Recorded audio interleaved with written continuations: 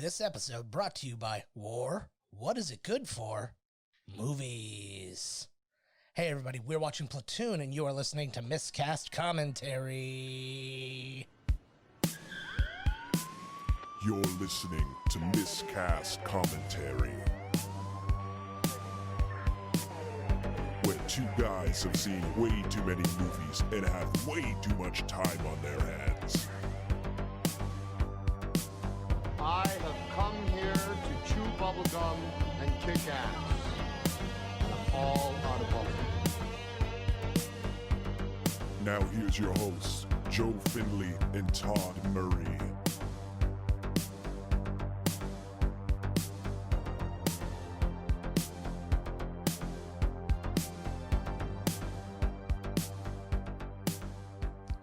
Hey everybody, welcome to Miscast Commentary. I'm Joe Finley, and if that's not Todd Murray over there, then I'm very, or if that is Todd Murray over there, then I'm very sexually attracted to him right now. It is I. It's Carrie. I'm back. My beautiful wife is back. We have not fired Todd. We are still in the midst of kind of a pretty deep part of the lockdown, and there are curfews involved and things like that. So we could not record together. Thank you to people who were patient for us not being here. Last week, we figured with everything going on with the Capitol and that maybe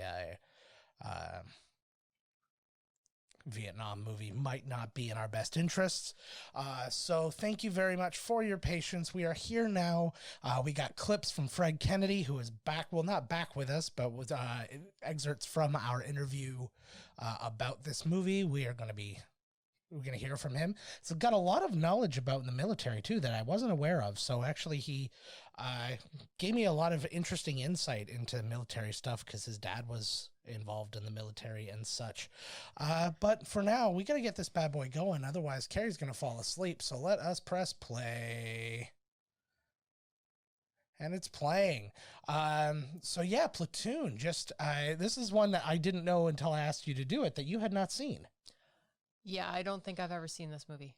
That's unfortunate. This is a classic one. This is actually my favorite of all the Vietnam movies. There's quite a lot of Vietnam movies, but this is by far my favorite one. Apocalypse Now, a little too much for me, if you will. Yeah, as we get into it, I mean, it's fairly possible that I had seen it back a long time ago, but yeah, I don't recall ever seeing it. Maybe. But yeah, so this is Oliver Stone, written and directed by Oliver Stone. Interesting because he started writing this right after he returned from Vietnam himself. Actually, the character Chris, played by Charlie Sheen, is pretty well based on him and his experiences in Vietnam. So yeah, he wrote the original script for this in 1971. Obviously, this movie came out in 86, so there was a big gap in time between when it got produced, when he wrote it and when it got produced. Yep. So, yeah, what else about this movie? So many people. We're going to come across them. I'm going to kind of let you be surprised as the people show up, because I don't know how many people you actually know are in this movie or what. Well, I mean, we're watching the credits right now, and I can read. Well, yeah, I know, but I'm hoping you're distracted. But it's not going to show. It's not going to show everybody on here. There's going to be some pretty big stars on here who do not make the credits. Okay. I thought that was true of like Apocalypse Now. That's very true. Back then that was just a thing. So we start off with Charlie Sheen. Very interesting. I was reading his IMDb. I mean, we've talked about him before, and we know all the things he's been in.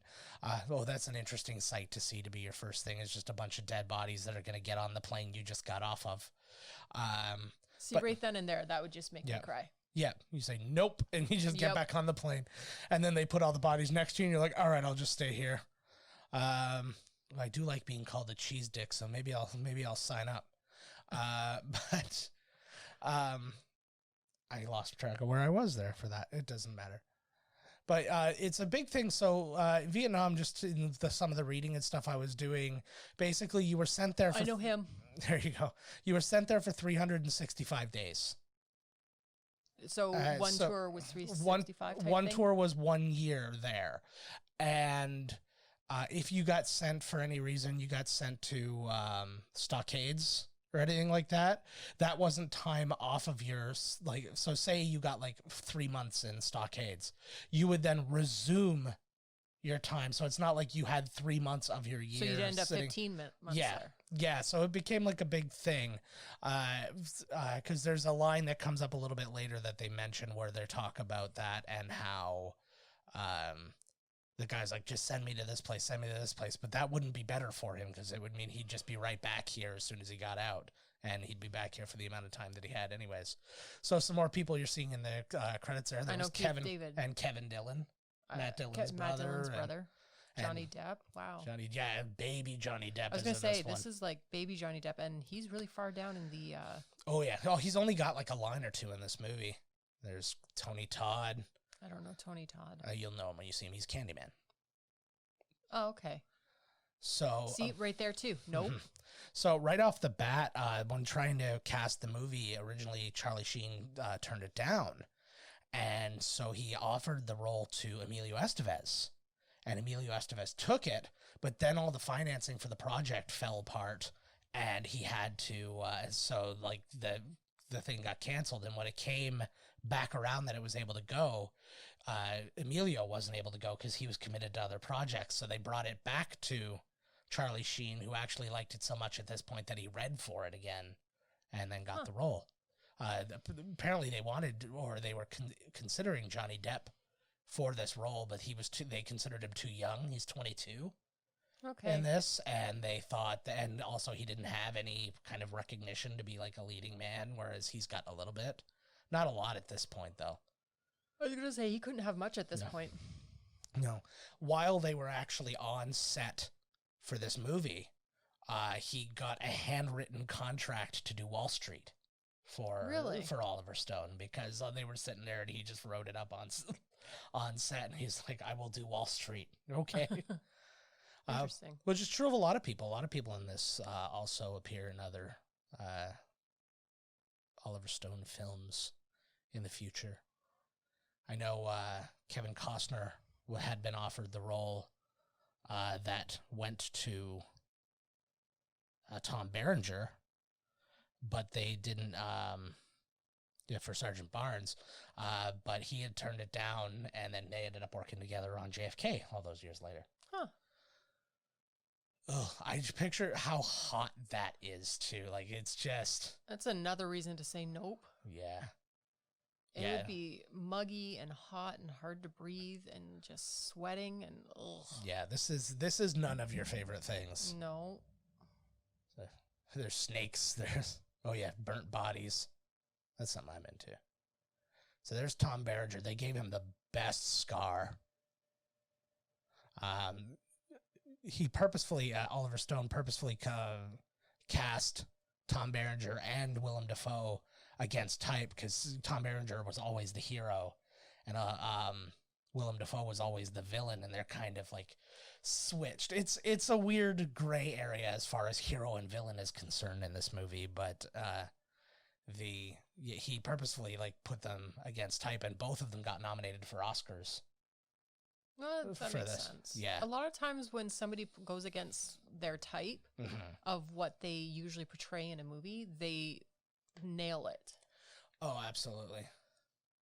There's so many examples of that. Mm-hmm. I can't name any off the top of my head right now, of course, because, it's almost my bedtime. You did it. It's fine. You get the idea. Go out and fucking IMDb it if you're so concerned. Yeah, so a lot of, they shot this in the Philippines, because this is apparently where you shot Vietnam movies back in the day. Apocalypse Now was shot primarily in the Philippines as well. One thing I actually talked about, because you can kind of hear like I know, you kind of see the way people are in this movie towards each other, and it really made me think, because like you think about Band of Brothers, and you feel like World War II had like a much tighter kind of brotherhood of people, whereas this one didn't seem to, like most Vietnam movies don't seem to. So I actually talked to Fred about that, so let us hear what he has to say.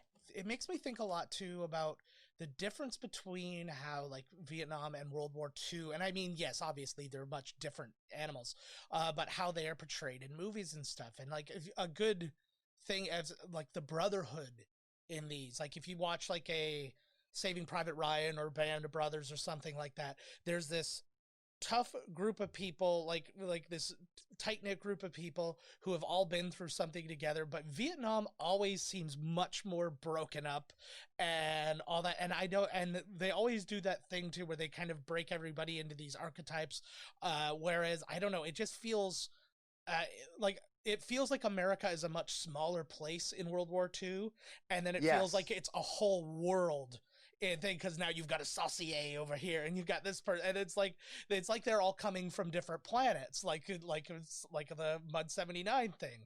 Is that all, like a saucier thing? Is that like Apocalypse Now? Are you doing an Apocalypse Now? I was doing it with the chef on the boat. Yeah, I do. I'm getting some mangoes. Yeah, but and any, even when people do like spoofs of it or anything like that, you've always got that one guy, because it's like I'm from New Orleans, and when I go back I'm gonna be a saucier, and and then you've got your down home country boy, and you have this, and it speaks to like, is it because the world just seems so much bigger in Vietnam's American army that that Brotherhood doesn't seem as tight knit? Like you have people who are close, like, you know, Keith David and Chris are close, and the people they hang with are like that's a group, but then they have like their cliques, and I'm like, is that maybe more realistic of what it's always been like, or is it just no?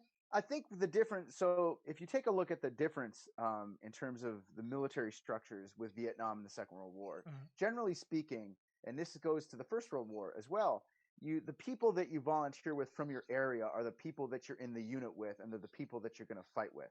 There's not as much mixture of units, where when you got to the Vietnam War, it was, you could be drafted from North Dakota, and then you're flown to train in Georgia, and the people that you're training with might be also from like New Hampshire and Colorado. And so they take everybody from across the country. And it was a great sociological, psychological experiment to take everybody out of their home setting, put them in a room with a bunch of other people that aren't from the home setting, and then mix them all around. And you end up with some people that are from the same area, some people that have some familiarity in one way or another, and then they become really tight friends. And then when the war is over, they all go their separate ways and they all go home. So I think the lack of existence of those friendships that we see from the Second World War comes just the logistics of the way the armies were put together. But also the Vietnam War is different in scope from the Second World War, because the Americans were never attacked. In the Second World War, they were attacked, and that's why they went to go fight. It's because somebody attacked them, so now they're all, you hit us, so now we're going. Whereas Vietnam was, you've got a whole bunch of people that are drafted, and then you've got a whole bunch of people that are volunteering, and you've got some believers, and you've got some people that are only there because they have no other choice. So you're not dealing with everybody going in for the same reason. So it creates this rift between rifts. So it's a very disconjointed start. So it's going to be disconjointed the entire way through. But the one thing that even in Platoon that they show well is that when they all got in the jungle, there was very much a sense of, if we don't work together, none of us gets out of here alive. And that is the one predominant feature that you consistently see in like Vietnam War movies, no matter what they are, is that I don't have to like you, but if we need to get through there together, I will watch your back because I know you're going to watch mine. That's the one thing that you see the most. And there's actually that Ken Burns Vietnam doc, they get into some really heady issues, like there was division within the units because there was the civil rights movement, Martin Luther King being killed, and it caused a lot of disciplinary issues and a lack of esprit de corps is the Marine Corps term that they use. But all these guys that were saying like there were rumbles like on the base, like massive brawls.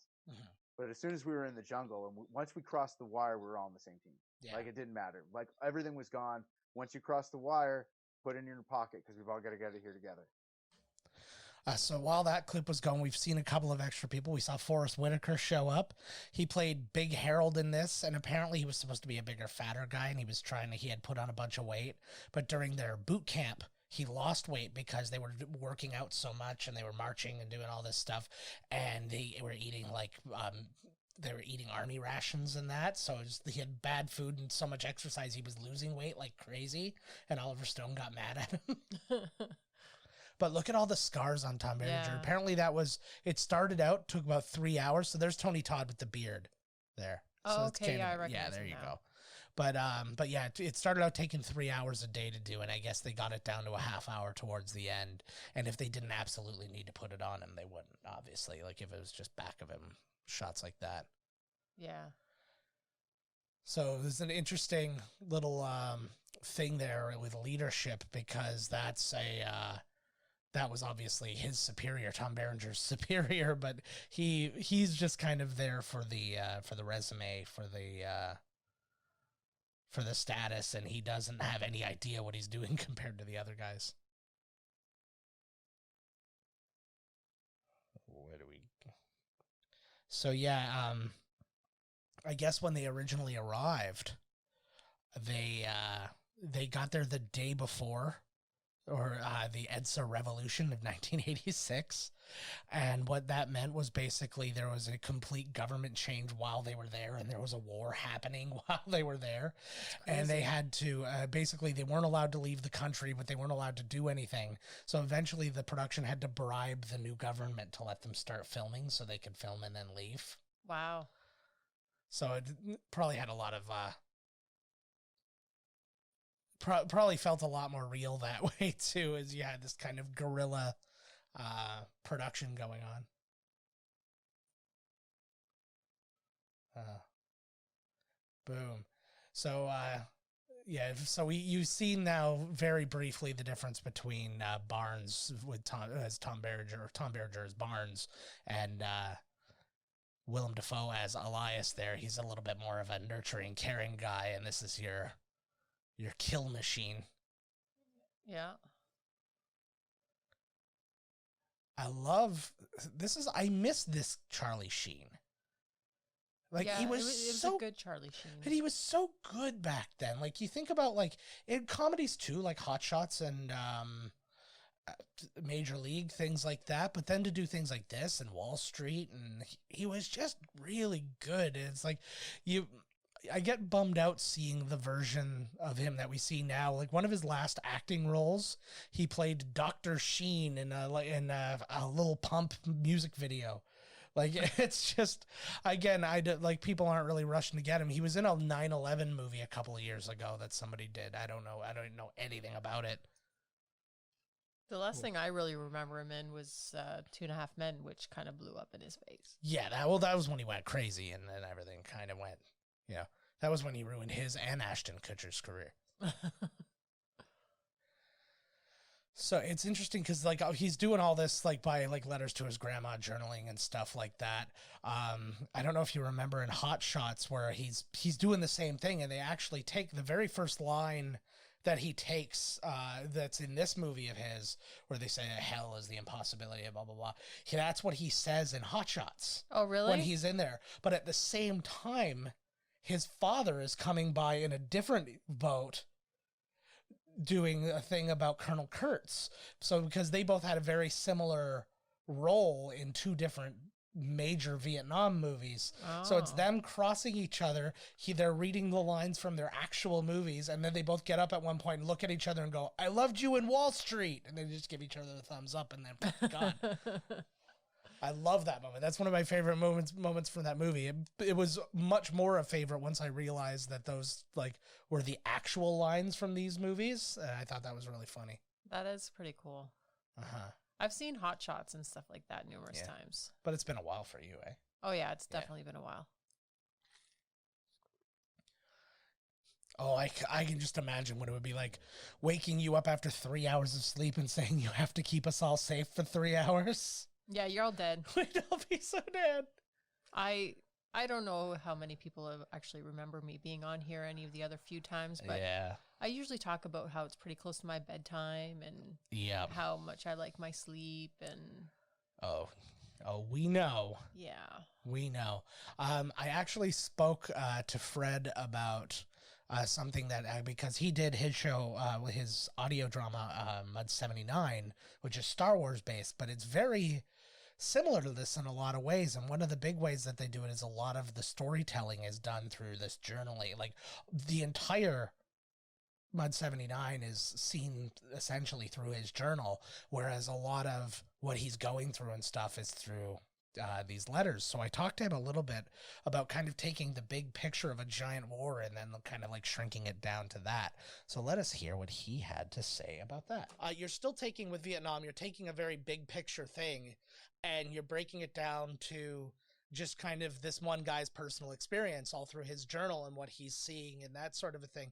How do you break that down? Because essentially what you're doing is concentrating the entire experience down to one person's experience. How do you go about, like, how do you suppose they go about doing that in a way where it is, just for lack of a better word, it just has to be so generalized through one person's eyes? Well, the thing that they do in Platoon that I don't do in Mud 79 is in Mud 79, I wrote it like it's a war diary. It's a memoir. You never see any perspective other than his. Everything you see is filtered through him. And there's even times where he contradicts himself like a few chapters later, because that's the way we all are. We're very morally flexible with the world in which we live in to make us able to process it. Whereas in Platoon, they kind of bounced around, in particular the scene with the booby traps where you see them going through and they finding the documents and he lifts it up and the whole time like, don't lift it up. What are you doing? Don't lift it up. You should know, like it's too obvious. There's also some scenes where you're privy to the planning session with the lieutenant and the sergeants. You're privy to some discussions with the officers. You're privy to conversations going on in another hooch where they're all talking around and you've got, I forget what his name, Junior's talking with Kevin Dillon, and you just see the dichotomy of their world of drinking whiskey and listening to country music and playing cards, and then the other room is they're smoking reefers and they're listening to Jefferson Airplane and they're having a time. Whereas in my story, you're only going to see the hooch where they're all doing the drugs. So it can be difficult. I would find that very freeing to be able to give a broader perspective of things, and I think that you would have and I think that's a great storytelling technique, that there's a lot of times where you're directly seeing how naive Charlie Sheen's character is, because he's so completely unaware of what's happening just over here, you know? And I loved seeing that. And there's times where they shrink it down and then they only show Chris's perspective about what's going on, like his first night patrol and the mosquitoes eating him alive, and he doesn't even know what's happening down the line. All that matters is what's happening where he is right there. I love that way that they shrunk everything down while at the same time pulling the sights back just a little bit, but at the same time it's so closed and so focused, you only ever think of the North Vietnamese as the bad guy. And I think it gets very Star Wars in that perspective. I think there's a lot of similarities between a movie like Platoon and a movie like Star Wars, and I think that you could easily take that movie, set it on a planet like Endor or Felucia, and put them all in rebel uniforms, and I think you could have the exact same movie. You know what I mean? So we're back just in time for the war here. I picture just how goddamn scary that would be, eh? Like, you just see these shadows coming at you. I couldn't. I would. I've got a really good flight response. I take off. I don't know. You almost got eaten by that dog that charged you. There is that, yeah. So you neither fought nor flot. No, but I screamed. Oh, you screamed. I ripped a doorknob off a door. You screamed so loud. Basically what happened, people who don't know, well, and that would be all of you, I guess, because none of you were there. Our neighbors had this big dog, and she was just getting home from work, and she got out of her car, and the dog got loose and started charging at her, and I just heard this. There was two of them. Oh, yes, that's right. And they were not small. And I went to... They were German Shepherds. Yeah, and I went to open the door to, like, I was upstairs, and I went to open the door up there, and I went to open it so fast, I ripped the doorknob right off the door, so I couldn't open the door. Then I ran down, and Carrie was just screaming at the dog owner. I have a problem with people who don't put their dogs on a leash. Yeah. Nobody knows if your dog's safe or not. Nobody knows what your dog's going to do, including you. Yeah. Just put your dog on a leash. Yeah. So if there's any other lesson from the Vietnam Wars, put your dog on a leash. Yeah, exactly. Is that the name of this title? No, I don't know. Do I need to write it down this time? We'll figure it out. Yeah. Yeah, I had you do that last time. I have my phone right in front of me. I could easily type that down this time if we do it. I think that's the part of this movie that made me so mad, is the guy just instantly, like, he slept through his shift. Of course, they don't have freaking clocks and stuff out there to be like, look, it's obviously not time. It's obviously not my shift. Yeah. Because I've had to use that. People did that. Actually, working at one place that I no longer work at was very much my Vietnam in that aspect, where people tried to blame me for shit like that because I was the new guy, and then I had to keep going and proving that it wasn't me, it was them. Yeah. I was just gonna say I've never really had that, but yes, I have. Yeah, of course you have. So yeah, he's injured.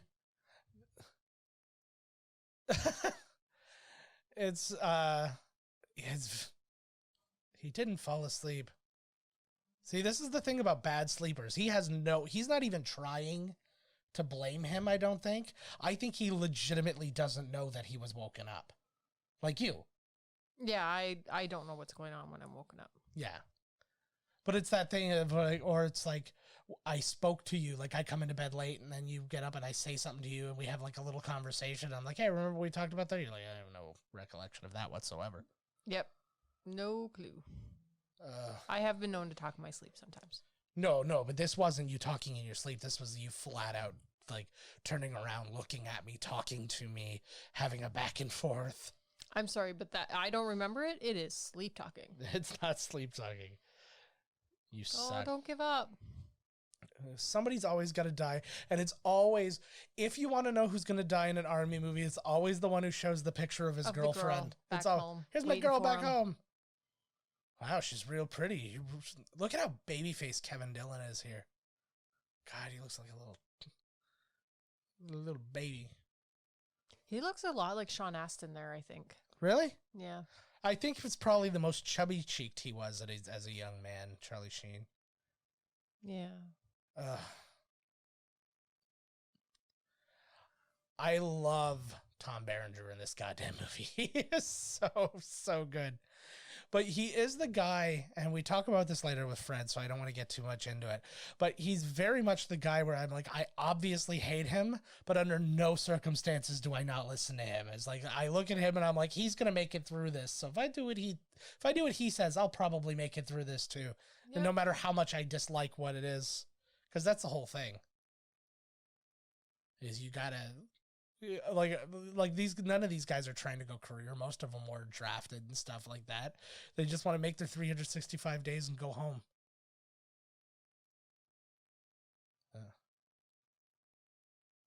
Oh, he has to tag him and bag him. Yeah, it doesn't seem.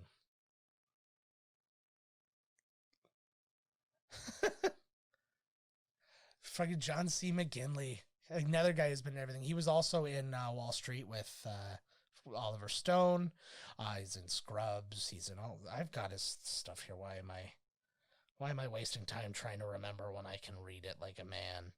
He was in Point Break, Wall Street, like I said, Highlander 2, Surviving the Game, which I would only put in here because I was note that I had for Todd, because it's a movie we watched back in the day, like a straight-to-video thing where it was like they were hunting Ice-T for sport. And that always made me laugh. He was in Wagons East, which was John Candy's last movie. He was in The Rock. He was in Identity, which was written by a friend of the show, Michael Cooney. Yep. So that was awesome. And then, yeah, obviously, like Scrubs was... I don't want to say it was the biggest thing he did, but it was the longest thing he did. That sign always reminds me of MASH. I'm sure it existed everywhere, but... Yeah. Beer. It's always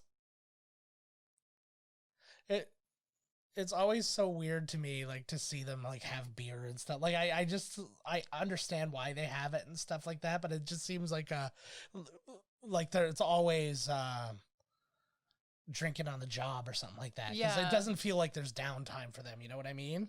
Yeah. No, I get what you're saying. So you just heard "Good Morning Vietnam." That was the actual voice of Adrian Cronauer, who Robin Williams played in "Good Morning Vietnam." They got a recording of him. Okay, yeah, I was gonna say, because I thought that was from a different movie, but that is not a different movie. Well, it's a different movie, but it was based on a real thing in Vietnam. This is fucking disgusting, by the way. Yep. You have to basically burn everybody's shit. Yep. Because you got no place to put it. That's gross. Uh-huh. There was actually, I think they did that in Jarheads as well, or Jarhead, where they already put like the chemical in there or whatever to burn it, and then the lieutenant or whoever came by and he needed to use it, so they had to push it back in. Ugh, so gross. Keith David has the best voice in the world. I love Keith David. He's been in quite a few of the movies we've done so far. He was in They Live. He was in Roadhouse. Can't get enough Keith David. 32 Days. Oh, Lordy. So this is actually an interesting thing, too, because we're going to get a very interesting... We're going to get a very interesting piece of information about him. So how did you get here? Okay. He volunteered. Everybody was forced to be here, and he's a rich kid who dropped out of college and volunteered for the army. I talked to Fred about class in the military, y'all, based on this, and he had a lot to say, so let's have a listen. One thing that it deals with that actually you guys deal with a lot in Mud 79 is class in the military, really, because like he is a rich kid who goes to war, while all these other guys are the poor kids who go to war, very much like your guy, who is just, you know, I got nothing else. I have no other option. What is it that's so important when you're telling these stories about class in the military, like, and really exploring that as to what makes these people besides just I have no other option? Like, what makes them be who they are? What's cool about the story is that he is a believer. Like Charlie Sheen is Chris, I think his name is in the movie. Is Chris. Like, he is a believer. Like, he truly does believe that it's his duty to go do his part for this country that has given him so much. And I don't think that is a unique sentiment amongst rich kids. I think that is a unique sentiment in that story. And the more reading you do about the Vietnam War, there were a lot of issues with only the poor kids being drafted, and not just being drafted, but having no way of getting a deferment out of the draft. And so they had no other option. Whereas if you're rich and you're going to university, or let's just say you've got bone spurs, then you don't have to go fight in the Vietnam War, no matter how many times the draft board comes after you. And I think that what I love about that movie, that I do feel was almost a little bit, I'm a bit cynic when it comes to that stuff. I feel like he was accepted really quickly. Whereas if I had been working on a story like that, I don't think he would have been as accepted as readily and as quickly. Because when the big turn in the movie for his character is when he gets hurt on that patrol, and you're kind of left wondering if his fellow soldiers blame him for falling asleep, even though it wasn't his duty to be awake at that time. I just found when he comes back, all of a sudden he's cool and everyone likes him. And it did kind of take me out of it. But at the same time, I have this moment where, no, man, he's one of them now. He bled for them. So it's cool. I really loved how they touched on that, the poor kids staying in. And then you've got the lieutenant who's really only there to look good on his resume kind of thing, you know? It's just a great movie with the stories and the characters. And yes, the classes 100%. One thing you'll see that they bring up a lot in this movie is the guys Chris is with, who again is basically the avatar for Oliver Stone in this. They're always smoking pot, and the other guys are always drinking.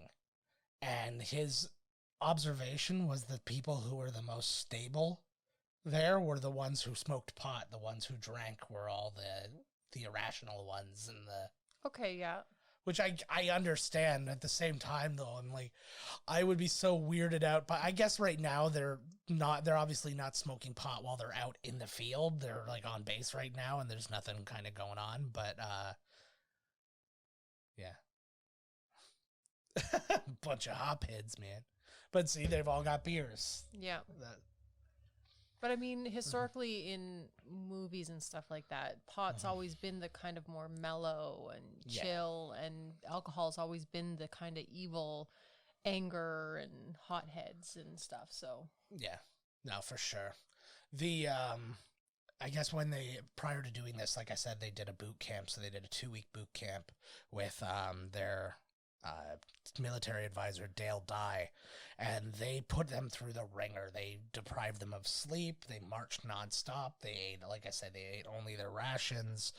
He wanted them completely exhausted and burnt out, and they started shooting the day after thing. They wanted them burnt out from the second they arrived to shoot instead. So, and then from there, Oliver Stone was shitty to them. He was drill sergeant the entire time, and he said basically everybody hated him on set but that was the point. That was by design. He wanted everybody on edge at all times. And again, he won Best Director for the movie, so I guess like what he did worked, right? Yeah. Mm-hmm. I love this. This kind of reminds me almost like of The Office, where it's like Michael Scott comes in, except it's like an asylum, and he's just like, "Hey, how's it going?" Like, like he's trying his best to connect and do that flag, fuck you, that flag. That's a big part of the reason why we didn't do this episode last week. Because I knew it was gonna trigger me and set me off. Oh, he's got a sweet like stalker thing for Jesus. Yeah, I was noticing that. Yeah. He's got a great. He put on a great voice for this, John C. McGinley. I don't even know what it is. Full house.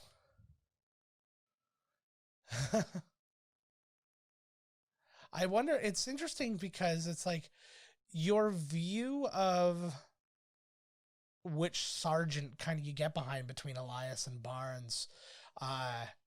They kind of made it that it's like, oh, all the assholes got behind Barnes and all the chill, mellow guys got behind Elias. And I get you got to kind of set those things. But I was like, I feel like you could easily just be on the other side. If like you were just assigned and you were like, you're with Barnes now and hey, you're with Elias. I feel like everybody would be like, yeah, this guy's good. This is a cool dude. I can follow this guy. It's, yeah. Well, I mean, Barnes's character, there's a certain amount of respect that comes out of that just honest, straightforward, no filter kind of leadership that can come out of it. I've worked with some people like that in the past, and they can say anything they want to you. Yeah. And they can treat you however they want, and you'll still respect them because you know that it's coming from a place of wanting you to do better or whatever the case is, right? It's mentorship, not not nurturing is what it is. I feel like this was going to end with a bunch of dudes making out. Every time I watch this, I feel the same thing. It's a bunch of shirtless dudes dancing really close to each other in a tight area. I'd be so afraid of burn. This is why I could never smoke pot. When you get down to the end like that, it's like I don't want to burn my fingers. I've burnt my hand on a cigarette more than once, and I've never smoked. That's because you did plays in high school.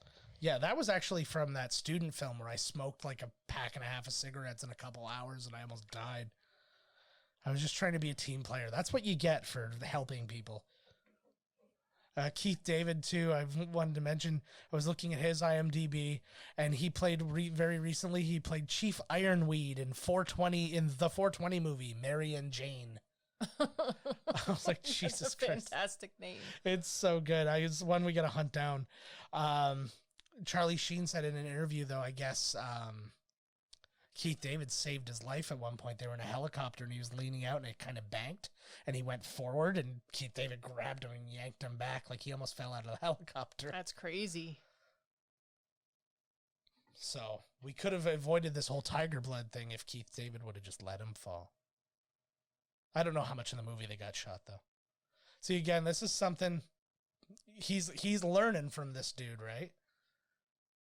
Actually, it's something I wanted to hear about because we talk a little bit about leadership with Fred, and because I mean, there's guys who aren't by the book here. There's a lot of problems here, but let's hear what Fred had to say about the leadership in this movie. This respect of authority, because that's really something when you're working in small groups in like this with Mud 79, who they have a clone sergeant and who's battle tested and all this stuff, and then you've got your Elias and your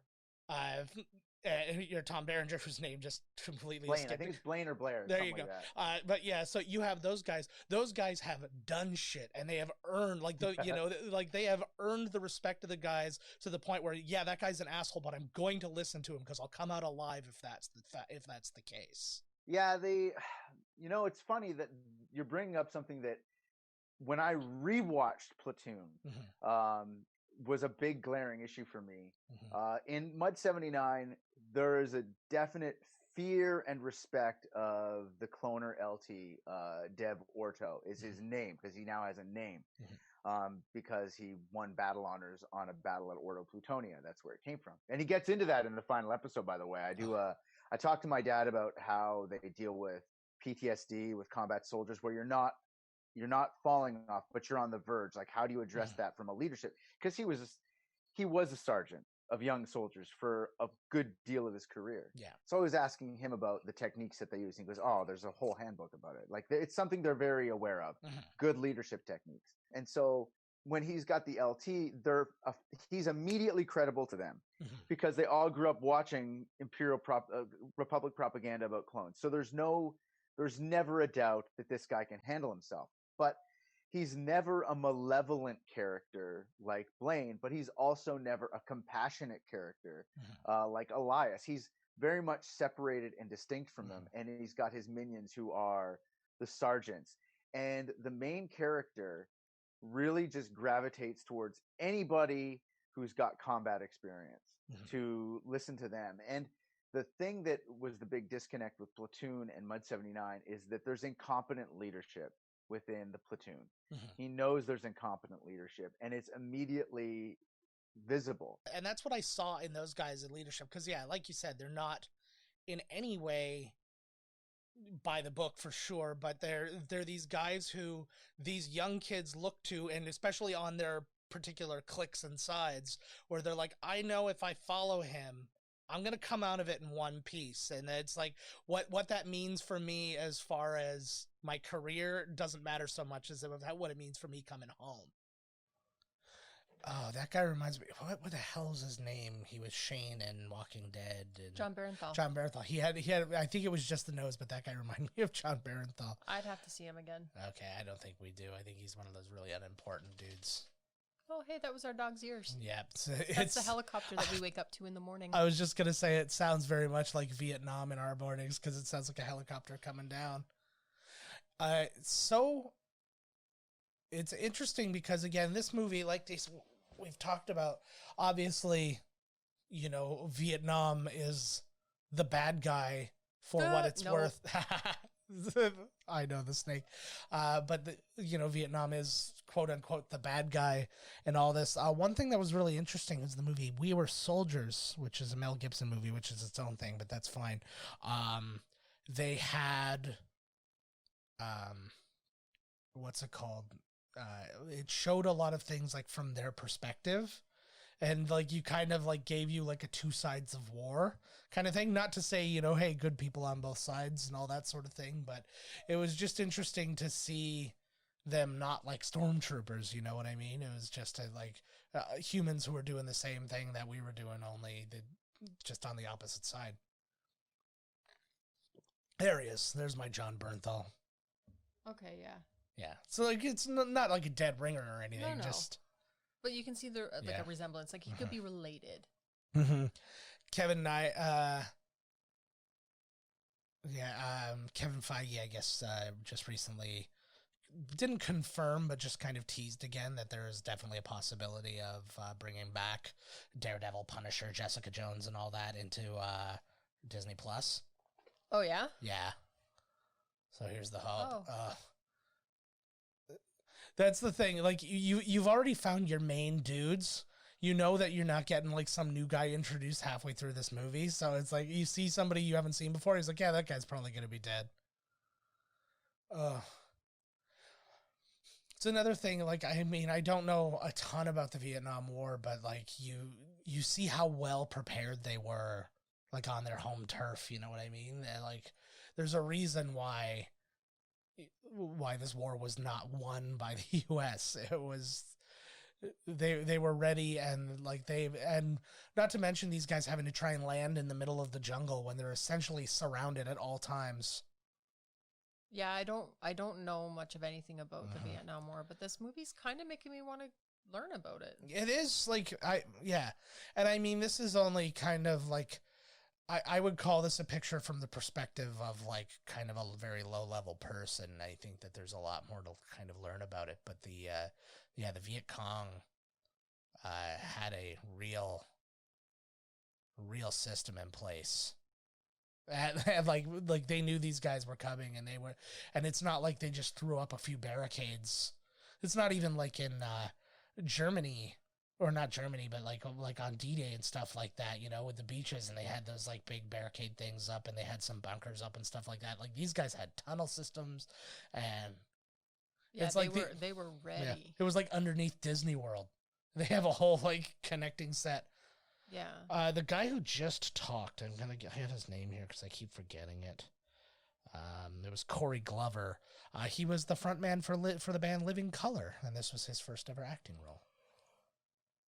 There he is. Oh, he's now out of focus.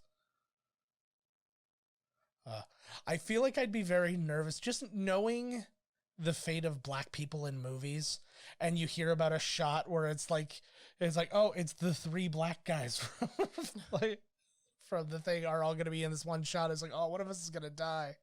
There's Johnny Depp. Look at him. He's a baby. This was before he like completely wrecked his career. He literally, I looked at his IMDb to see what he's got coming up. The answer is nothing. Oop, they got one. What? Oh. Yeah, Predator got him. I always try to look, because that was a big thing in Vietnam too. People would always they would write stuff on their helmets and stuff like that. There was the famous one was Full Metal Jacket and War is Hell. There's Corey Glover.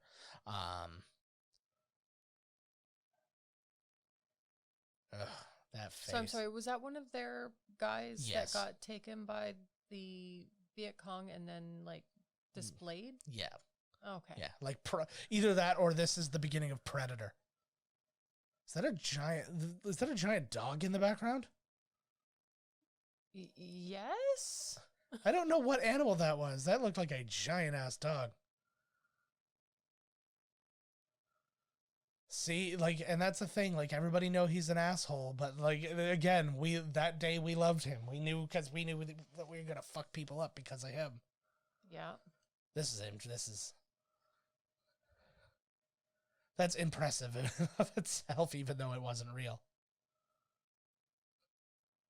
And you would like, it's such a weird thing, war, because like that's a big thing, because you always hear like everybody says like real racist shit when it comes to war, and it's like, you know, like they say the word gook a lot in this, and they do things like this to them because it's like you had to, or at least like one personality type there had to do that to be able to justify, you know, them being the enemy. Otherwise, yeah, like, you couldn't bring yourself to kill them if you didn't bring yourself to hate them, right? And to have a motivation of having that dead guy there, they can go, oh, and then you can just instantly blame everybody, right? Yeah, I don't want to know what kind of person I'd have to become to survive that. I really don't. Yeah, right? I feel so terrible for people that were forced into doing stuff like this when it's not in their wheelhouse. It's not in their personality. It's just, yeah. Well, that's why, especially Vietnam, probably more than any other one. And we talk a little bit about that we talked about that in the Brotherhood of it, was that in World War II, they had been attacked. So everybody was kind of on board with, we got to go and do this for the USA, blah, blah, blah. And I understand that. Whereas like Vietnam, you just got sent there. Like most people who got sent to Vietnam didn't even know what was going on there. Yeah, and that's what I'm saying. Like, I can't imagine. Yeah.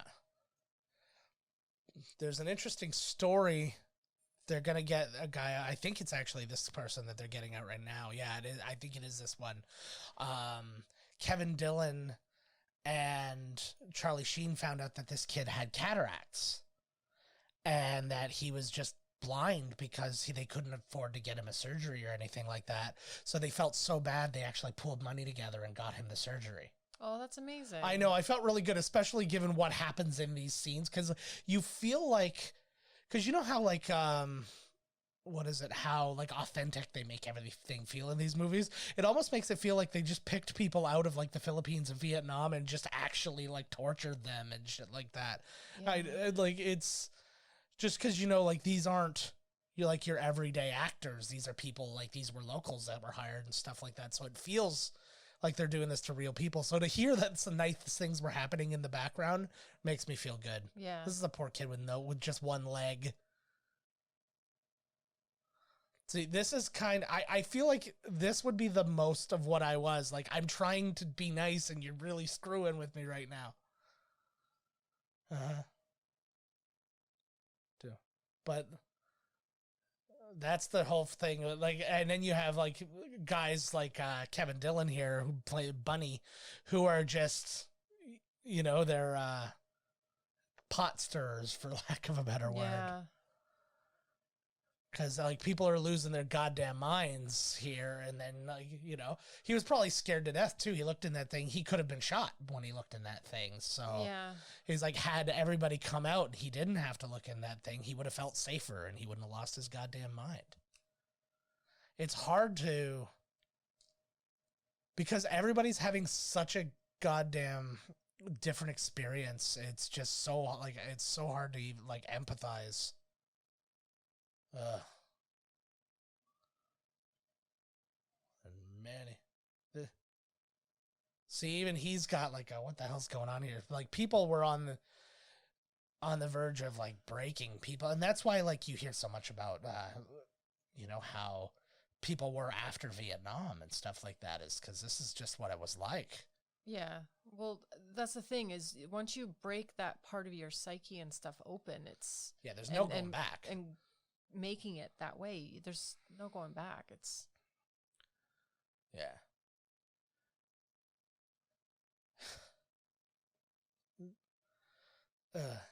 I feel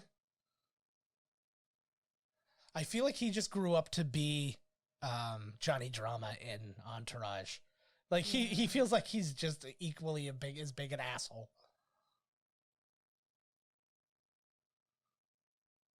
It's weird, like his voice is so much older than his face there, eh? Yeah. Like it's hard to kind of like listen to him.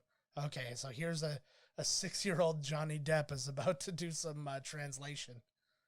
It's interesting. I was actually listening to or watching a bit of an old Last Week Tonight yesterday that talked about translators and stuff and how they were so crucial to, especially like in the Middle East, like they were hiring translators who lived in the Middle East, but then they were in danger as being like traitors to their country afterwards, and they couldn't get into the U.S. because of like, you know, red tape, all the red tape and stuff like that.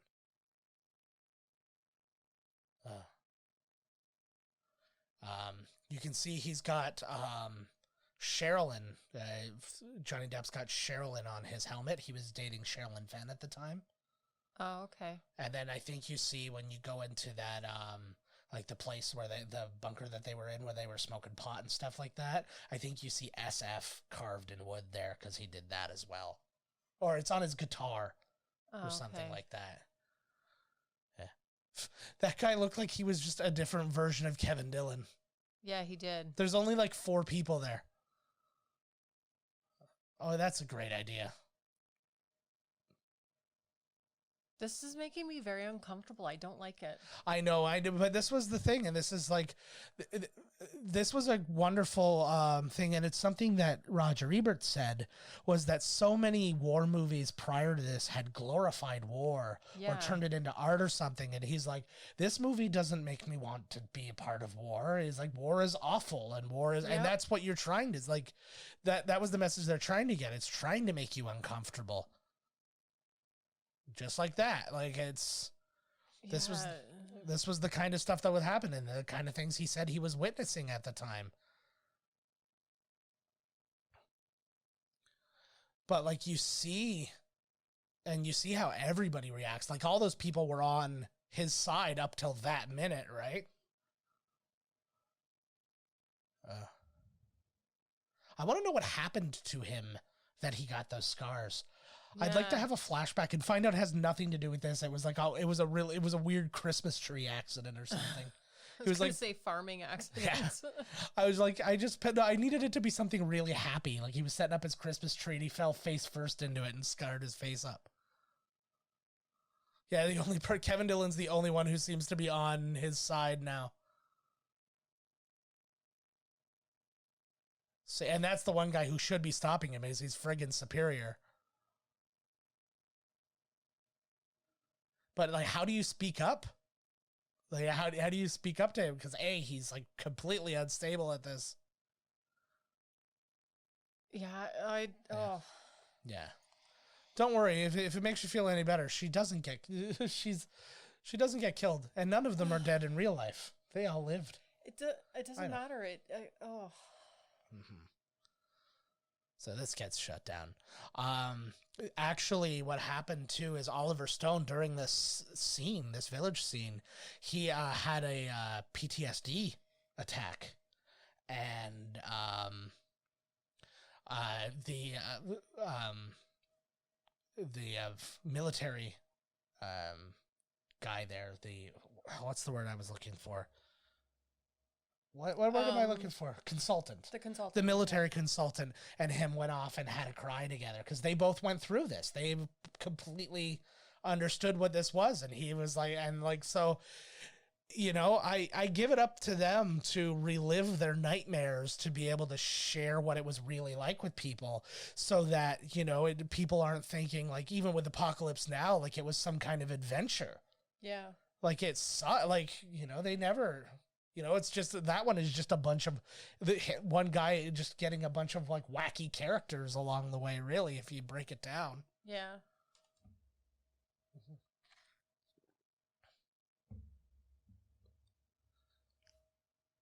Yeah. Uh-oh. Yeah, when you're out here too, like, you really, really need to...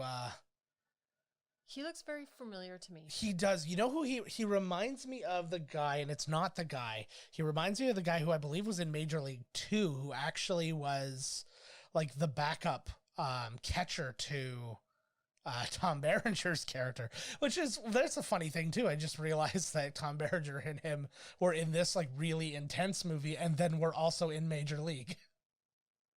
So it is him, or... What? No, it's not him. It just reminded me that Tom Berenger and Charlie Sheen were both in Major League. Okay.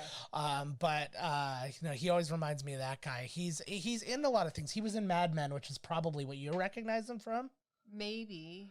Okay. But he was Duck something. Okay. Yeah. She's getting out her phone. I didn't satisfy her, which is not uncommon, but you always satisfy me. Yeah, that's on tape now, motherfuckers.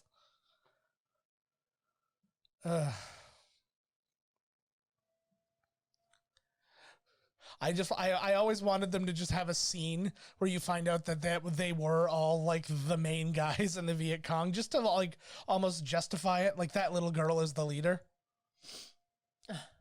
Like, what did they do? What was that in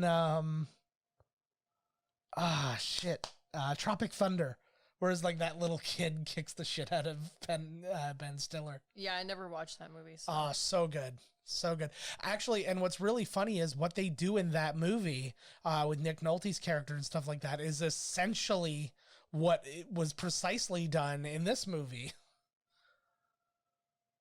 Lieutenant Wolf, was that? That's correct, yes. Okay. Yeah, he doesn't even look the same. Like but I know him from other stuff. No, I know, but he's definitely aged.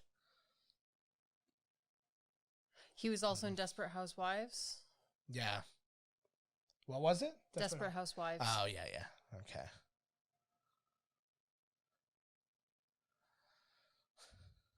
So, yeah, they're being... this is actually apparently something that Oliver Stone also said. He said he stopped some guys from assaulting somebody. And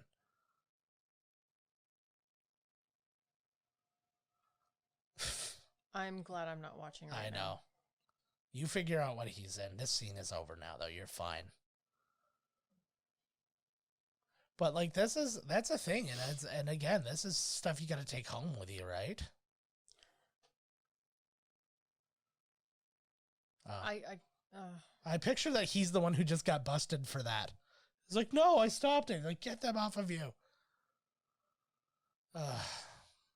He was also in Criminal Minds for a little bit back when we watched it. Oh, was he? Okay. Yeah, he was the director. Oh, was he? Mm-hmm. Interesting. I don't remember anybody but that woman being the director. And I don't say that woman like that woman. I just don't know her name. Yeah. I've always, like, I love the idea of, like, being an actor and walking with all the guns and shit. Oh, you found it? No, he was in something called Ice Twisters. I feel like I need to watch that. Oh, we gotta hunt down Ice Twisters. I'll reach out to him and see if he'll talk to us. Why did all that shit just explode? The only reason that theoretically would have exploded is that there were munitions and they were right. Yeah. That's the only explanation I can figure.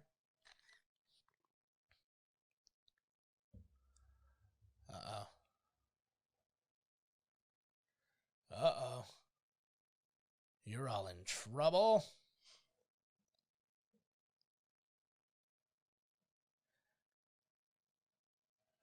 Yeah.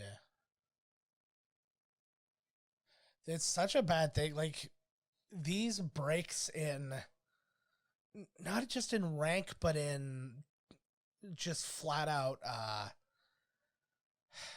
I don't even know, just like these breaks in the team, you know, it's like that's the kind of shit that would tear you apart. But I guess something that was very prevalent in Vietnam is there were a lot of fights, a lot of infighting and stuff like that, but it wasn't something that really happened. Like, this is something that Oliver Stone portrays for the movie, but it wasn't something that happened a lot out in the field because you just couldn't do this shit or everybody could die. I want to know what that means. Chucks.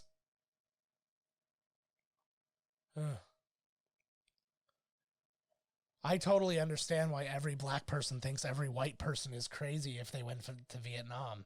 Absolutely. Because they're all fucking nuts. Tony Todd, again, just one of those amazing voices. Oh, that's the other thing that you would know him from was the remake of Night of the Living Dead. Oh, right. The color version. Yep. He was, which, bad choice of words, but it was, yeah.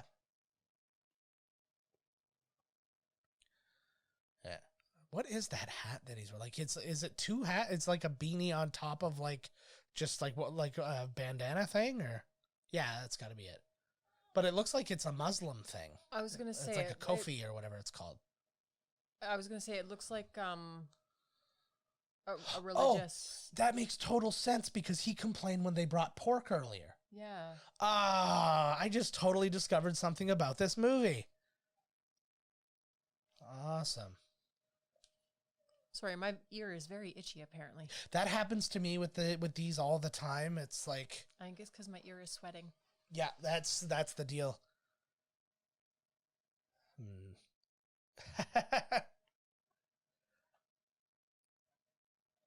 Not if you do bad things. So frag is something that I actually heard about. Fred teaches us about fragging. I always just thought it was just flat out kill.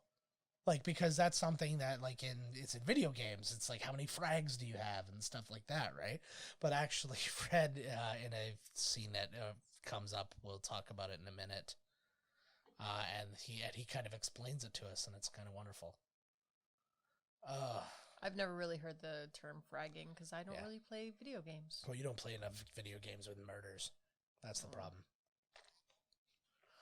But all I'm saying is Sergeant Barnes is sus. Our dog is whining at me. Well, yeah, because she's not up on your boobs. She's not in my face. Yeah. Our dog learned how to be a dog by watching Cats. So all she does is just get in your face. That's because she's smaller than a cat. Well, it's because she's stupid, and she just learned from the first thing that would like be near her. Our dog is so dumb, but she's cute, and she gives little kisses, and she goes "Erf." He's aged very well. I guess when you look kind of like a weird monster to begin with, that you just age very well. Yeah, he definitely looks like a weird monster. He's always been very weird looking to me. He is in so much shit coming up too. Of all the people, like almost everybody I looked up, like Forrest Whitaker's in a couple things. He's in Respect, the Aretha Franklin biopic that's coming up. I'd like to see that. I'd like to see that too. He's also in a movie called Fall from Grace that's being directed by David Lynch's daughter, Jennifer. Okay. Cool. But like Willem Dafoe, he's in The French Dispatch with Wes Anderson, like Wes Anderson's movie. He's in an Oscar Isaac movie called The Card Counter. He's in a movie called Nightmare Alley, directed by Guillermo del Toro, starring Bradley Cooper, Cate Blanchett, Rooney Mara, Toni Collette, Ron Perlman, and then he's in a movie coming up called Tropico with Pedro Pascal from The Mandalorian. So yeah, he has tons of shit come, and all like bigger stuff, like stuff that's gonna get some more attention. Although who friggin' knows with like no movie theaters right now and stuff like that. I guess it's a matter of when this stuff comes out. I feel like they would have won this war very easily if they would have sent like a squad of lawnmowers out first. It's all the deep grass that really got them in trouble. There's some it's beautiful settings though. Like you saw that like old like it looked like it was an old like just like ruined church or something like that in the background, and I would love to go and discover places like that. And there's a few around here too that we've seen people like post things on Facebook. I'd love to go down. It's down by like the water, and you can find actually I had a client who came in to see me that he's a photographer, and he put together a calendar to sell at some of the local historical sites and stuff like that of different cemeteries in the area. Yeah. And it was actually really quite pretty. Oh yeah. And I love that stuff. Well, that's a big thing, and that's kind of something where you and I have always differed, was like when we talk about going to like certain places, like going to Italy, you're locked in on the food, and I'm like, I want to see the Colosseum and the But that every vacation for me is locked in on food. Hell, when we have a staycation, it's what do I get to cook and eat? Yes, that's fair. We have so much steak now, by the way. Yeah. Oh. I have a couple of recipes I have to make this week, though, for my cooking group. Oh, yes. She's got a cooking challenge that she's doing. And I'll be using some beef for one of them. Yeah, that's the stew? Yeah. Yeah. What's the other one you got to do? It's a...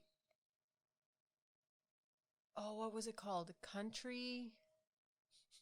I don't know why you started saying and I just thought you were going to say something horrible. And I was like, when have you ever heard me say something horrible? No, but on top of that, why would that have anything to do with food? Oh, I know why. Wink. No. Country chicken piccata. So kind of like my veal piccata that I had on the weekend. Yeah, for her birthday, she had a restaurant she's been wanting to try, and she ate 1/8 of her veal piccata because somebody sent her a charcuterie board right before dinner. But I took it and I ate it for lunch. No, that's great. Did you end up eating those truffle fries? I did. Nice. Were they good? They were pretty good. Yeah, I bet you they would have been better in the air fryer afterwards, right? Probably. Because I did them in the toaster oven at work, and I burnt the top portion of it. Yeah, that's what happens when you do anything in a toaster oven. You burn the top and the rest of it's cold. No, the rest of it wasn't cold, but I did burn the top. Way to go. Anyways, what's happening? There's a war in Vietnam. They just kind of stumbled into an ambush, and they're dealing with it now. Okay. I don't even like the idea of, and this is something that anybody who's done a movie like this will tell you, is like, I like the idea of the walking around with the guns and like, it's like, yeah, I'm a soldier, blah, blah, blah. But the second this happens, it feels like, obviously not from an emotional standpoint, like it doesn't feel like actually being there, but just from the being in the dirt and all that standpoint, you're like, I could have like, I'm not in the war, CG this dirt. Let me crawl around on a blue screen and you just put dirt on me. Oh, see, I don't mind getting dirty. That's part of what I like about the mud run so much, is just the getting dirty. And yeah, I was so glad that Abby did that too. I remember Carrie did her first mud run, and Abby saw her, and then Carrie said, "Oh, you should do it next year." And she's like, "No." And then Carrie put a little bit of mud on her nose, on Abby's nose, and she had a meltdown. Yeah, full of crying, tears, meltdown. But the next year she did it, and she did great. She did fantastic, and she actually wanted to do it again after that. So we did sign up, but then COVID happened. Yeah, so we still have passes for all these things to do the next ones. But as long as they happen this year. Yeah, well, it's just whatever. But if it gets pushed forward another year, it's still paid for. I don't give a shit. Well, as long as they give me the option to do it. Yeah, I imagine if they did it the first time, why wouldn't they do it the second time? Could put them out of business. Yeah. Well, giving the money back would put them out of business faster.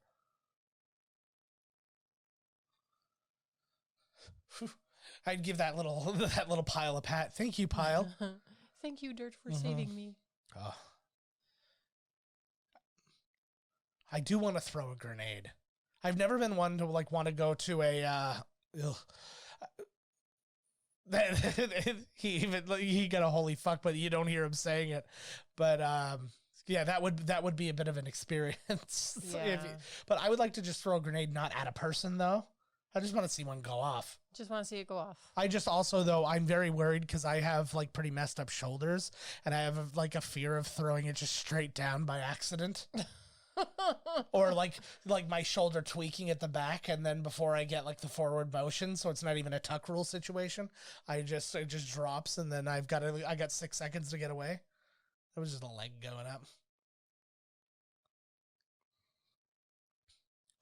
I want somebody, like a celebrity, to buy the rights to one of these movies and then start like inserting themselves in the movie. So not like to be a major character, but just like a scene like this, it's just an insert shot of him going like, "Oh my God, what's happening?" So he's got some shrapnel in his back right now. This is a horrible thing. He's literally got to take the knife to dig shrapnel out of him. See, because that was the thing. I didn't really understand. Like, as a kid, you don't understand really what a grenade is, right? You just think, oh, it just makes an explosion. Well, what it is, it's full of all this little stuff. And when the explosion happens, all those little bits of shrapnel, like if you weren't in the area where the pressure exploded you, the shrapnel explodes you, or the shrapnel shreds you to pieces. Yeah. A lot of people. See, I wouldn't mind doing this part too. I'd love to like firemen's carry some people like a goddamn hero, but as long as I didn't get muddy. Oh, it's Johnny Depp. So Johnny Depp's first few movies were him getting murdered by something. Freddy Krueger. You see Forrest Gump run by in the background. I was something that was interesting actually, because they were talking about like when this happens and stuff like that. This movie ends right before the Tet Offensive, which was considered like the turning point of the war and stuff like that. But that's exactly when what was it? I've already said Full Metal Jacket. That's when that movie starts. Like when they come to Vietnam is right around the same time as these guys leaving. So I almost want to like do an edit where it shows like them crossing over, and it's like the new guys coming in and those guys coming out. Ugh. This has got to be a real thing though, that had to happen from time to time, because it's like a lot of people became officers based on their education and intelligence, not because they were friggin' like badasses on the field or good under pressure or anything like that, right? It's when they were in boot, they were like, they showed real promise when they weren't getting shot at. Yeah.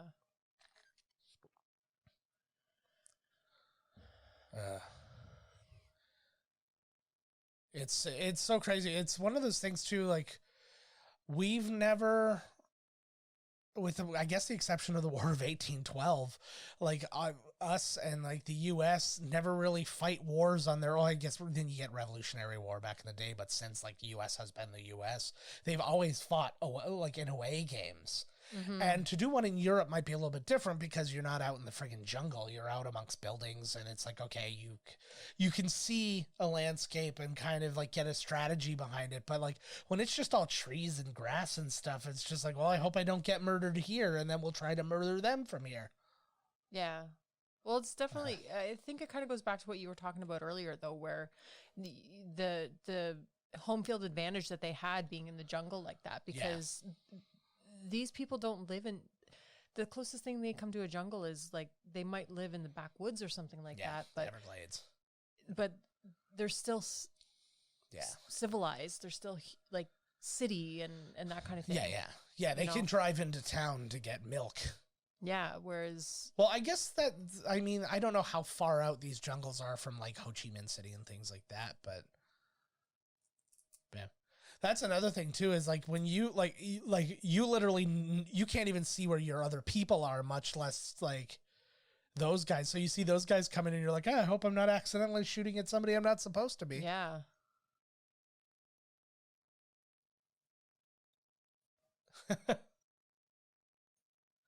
Uh-oh. I'm a hitman. Here's a picture of my girlfriend because I know that's what I'm supposed to do.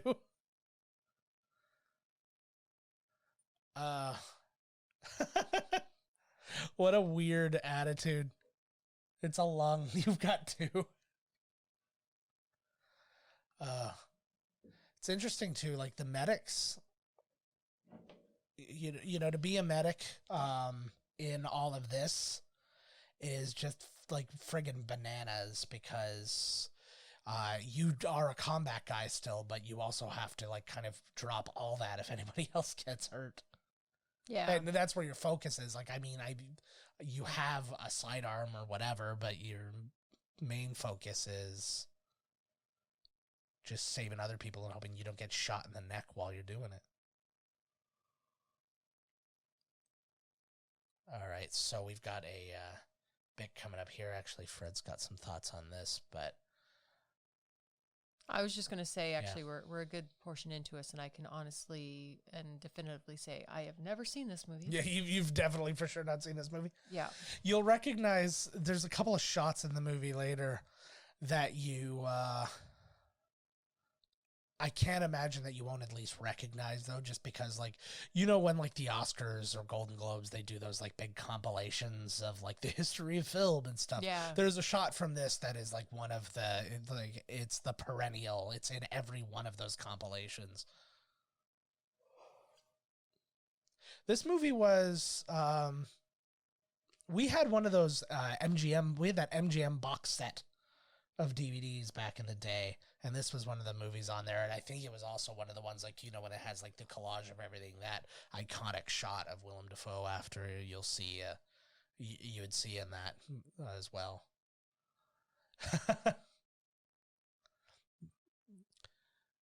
Who the hell is, I just see people, like, crossing over, I'm like, who the hell's that dude? Oh, such good editing here, too. This is another movie. Her name was Claire. I can't remember her last name now. But the editor of this movie, this was a big thing, especially in the 80s and like late 70s into the 80s. A lot of great movies were all edited by women. Because it was like, Jaws was edited by a woman. This was, I think E.T. was.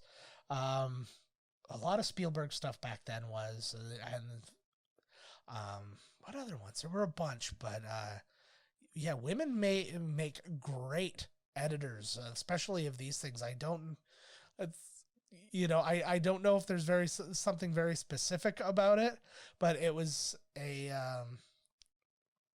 I don't know if they came at it from a different perspective than the men who directed the movies. Well, I mean, it could be because, I mean, kind of historically and... Sorry, do you have to put something No, go ahead. I was just going to say, like, historically and, you know, like, evolutionarily, Men are always like, yeah, we go to war and we be and make it that glory that you were talking that a lot of other movies were. Yeah. Whereas women see the. Yeah. Did he just kill Elias? Yeah, he did. And actually, I will interrupt you now. I hate interrupting a woman when talking about women, but here we go because I want to talk about Fred talking about that exact scene. And I often wondered about, like, if we want to talk about, like, motivations of characters, can we give a spoiler for a movie that's 34 years old? I think that'll be just fine.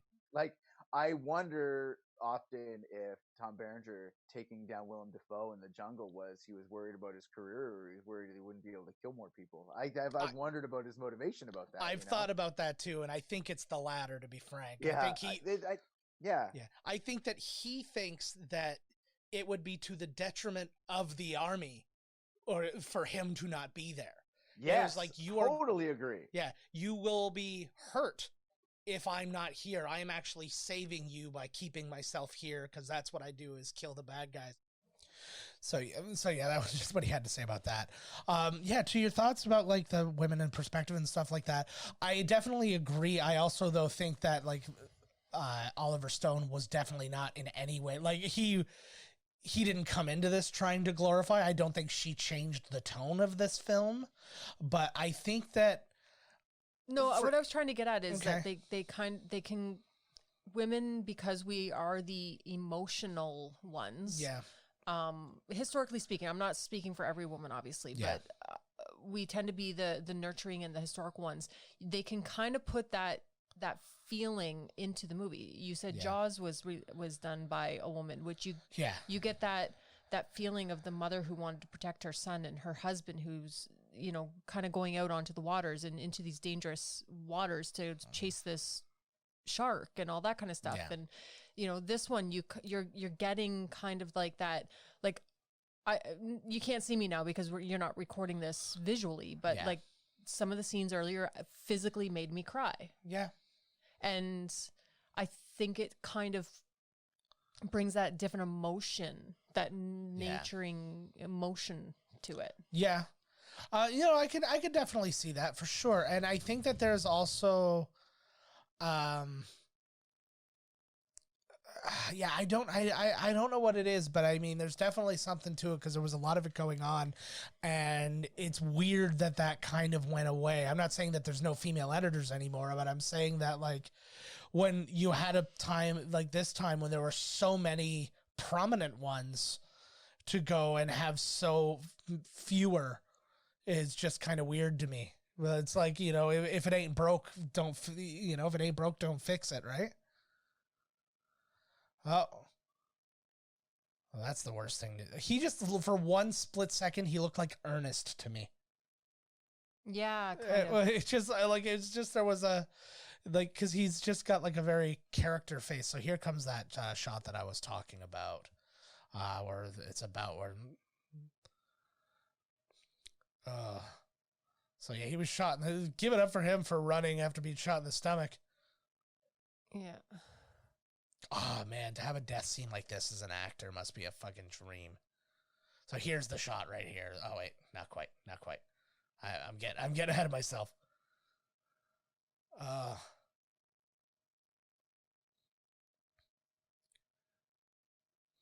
Guns.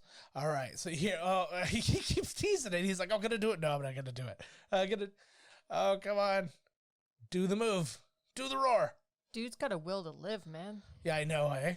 That's another great Tropic Thunder thing with the guy, because they basically ripped this scene off, but then Robert Downey Jr., he goes like, survive, when he does it. It's this shot. That's on the cover of the movie. It's every compilation of everything was that shot. I guess it was a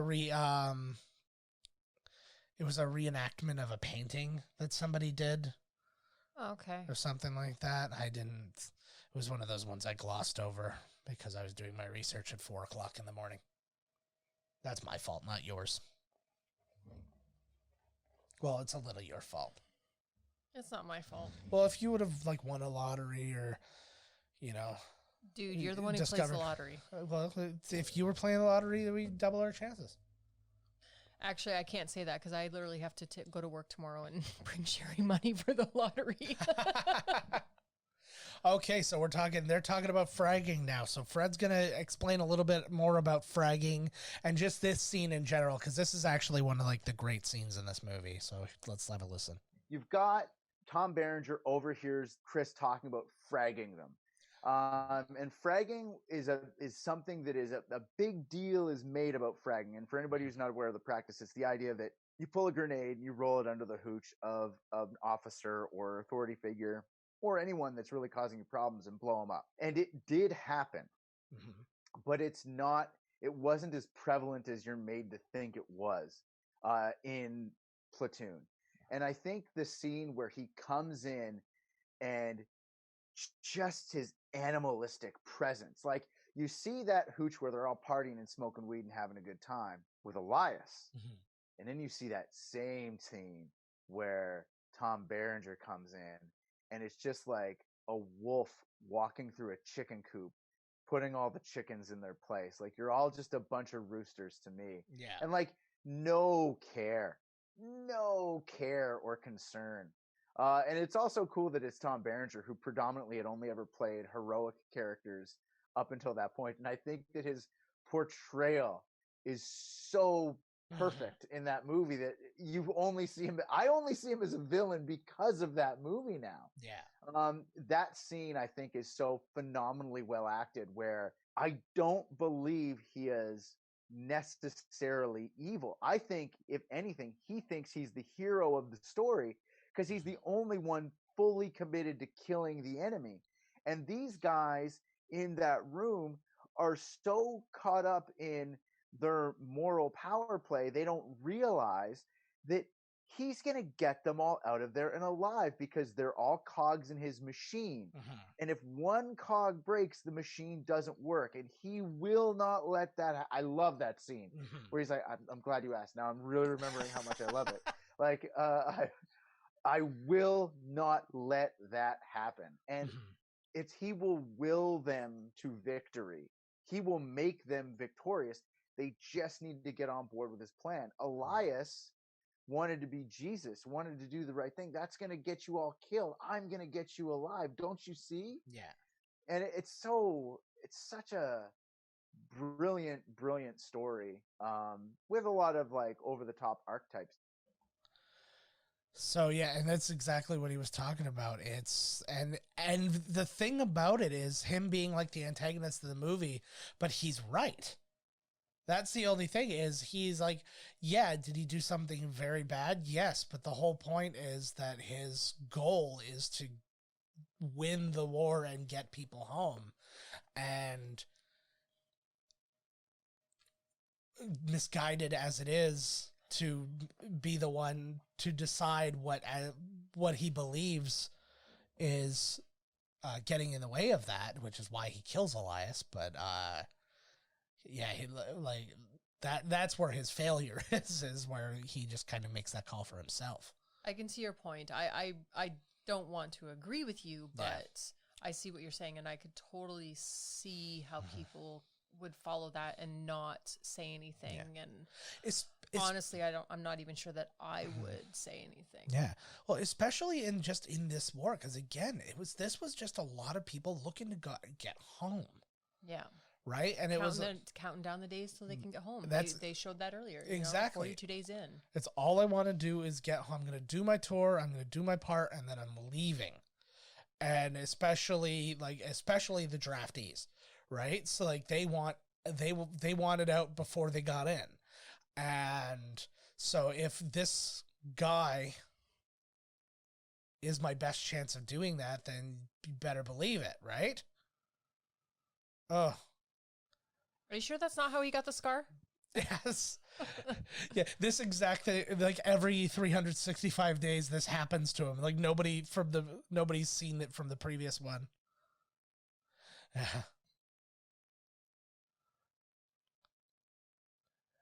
Uh-oh. 10 years in jail. Apparently too, like those stockades. Well, I mean, I don't know why it would be a surprise, but it was no pleasant thing to be in the U.S. stockade, and like I said, what was it called? It was Saigon then, or just outside of Saigon. Now, like I said, it's Ho Chi Minh City, but that's our geography lesson for the day.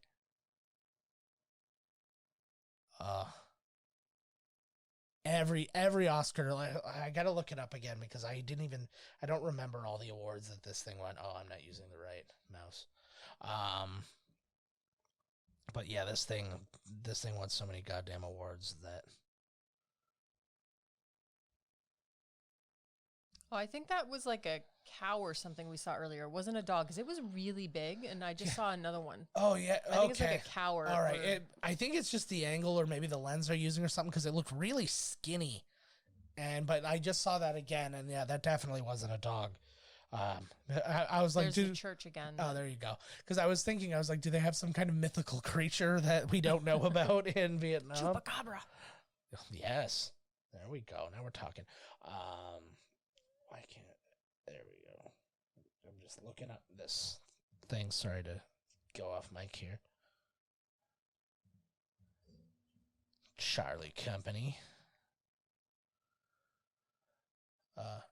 Again, it's these landings. That was something they did really well in We Were Soldiers too. Greg Kinnear played this helicopter pilot who basically hit where they were, which was, I think, LZ X-ray or whatever it was. It was like the most dangerous place at the beginning of the war because literally you would basically, the first people getting off the helicopters were just being shot. It was just bam, bam, bam, bam, bam. Helicopter goes, brings people back, bam, bam, bam, bam, bam. And that was just happening nonstop. And they, and that's what happens here. Like, at least like in World War II, you kind of came from an angle. You knew they were going to be waiting for you. You could have a plan, but it's like here, it's just your fates and you're fighting ghosts the whole time.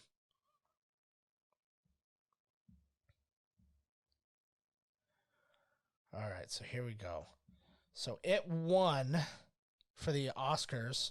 Won Best Picture, Best Director, Best Sound, Best Film Editing. Claire Simpson is the one who did that. I'm actually going to look her up and see what else she's done because it looks like she's done a lot. Best Actor for Tom Berenger, nominated was Best Actor for Tom Berenger and Willem Dafoe, which usually you'll get multiple Best Supporting Actors, but you never get two Best Actors. They were both in a support. Sorry, I'm used to them. It's saying Best Supporting Actor. Yeah, this is Best Actor, Best Writing, Best Cinematography. Golden Globes, it won for Best Motion Picture, Best Director, Best Performance by an Actor in Supporting Role. Tom Berenger won that, and then it was nominated for Best Screenplay. Won Best Director and Best Editing at the BAFTAs. It just kept going and going and going. It's like, so there's Claire Simpson. Oh, she edited The Constant Gardener. What else? Oh, she hasn't. Extremely Loud and Incredibly Close, The Constant Gardener. Bunch of stuff. Oh, she's done quite a few things. Jacob the Liar. Chud. She edited Chud. Okay. So that's a big jump to go from Chud to, and then, she just became Oliver Stone's editor then because she did Salvador, Platoon, Wall Street. She's got some good ones in there.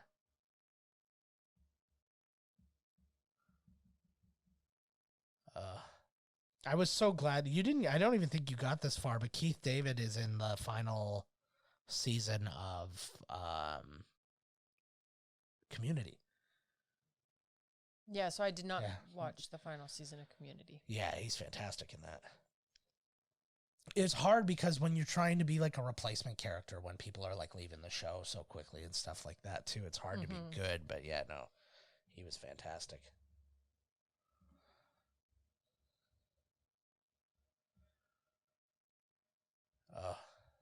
I really like his hair in this. I know shouldn't be a focusing point. He looks a lot like his brother in this. Yeah.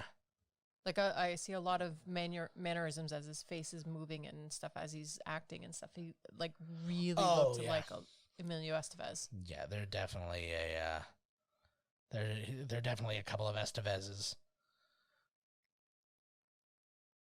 what was it? There was a great roast joke about him. I can't remember. I'm just paraphrasing it, but the basic idea is he was born Carlos Estevez. That's his legal name. Charlie Sheen. Yeah, no, I know. And then he was born Carlos Estevez, and he's like, but you took the name Sheen. He's like, well, you don't exactly act like a Sheen. He's like, but with all the cocaine you've done in your life, you sure as hell act like a Carlos. So he's getting to go home? Yeah, he's leaving. Something so that's he's about to die. Right here. He's like, oh yeah, by the way, did I show you a picture of my girlfriend? Something that was really interesting too was they shot this mostly in sequence, meaning that when it was time for people to go home, they were actually going home. And like, so they said that speaks a lot to people's emotions and stuff when they're leaving, because they're actually like being done. They're done the movie.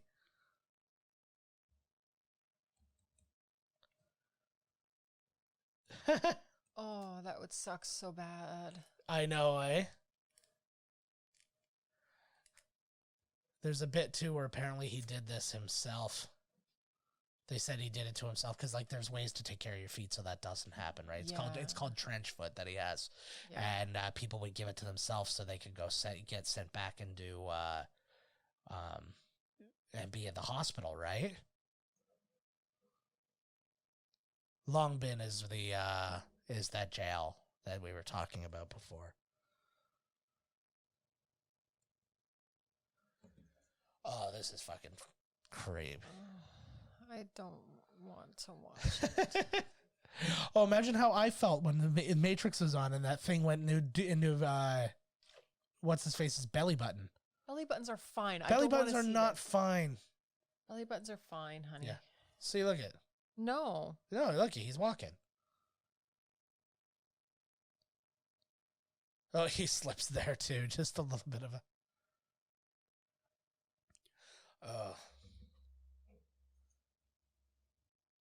But I like this too, like, and that's something they do, and that's what I like about them, like with having the jerks in this, is you get the jerks and then you watch them break down too, and it's like everybody's going through it. It's just that how people are dealing with it as they go through it is the big different thing.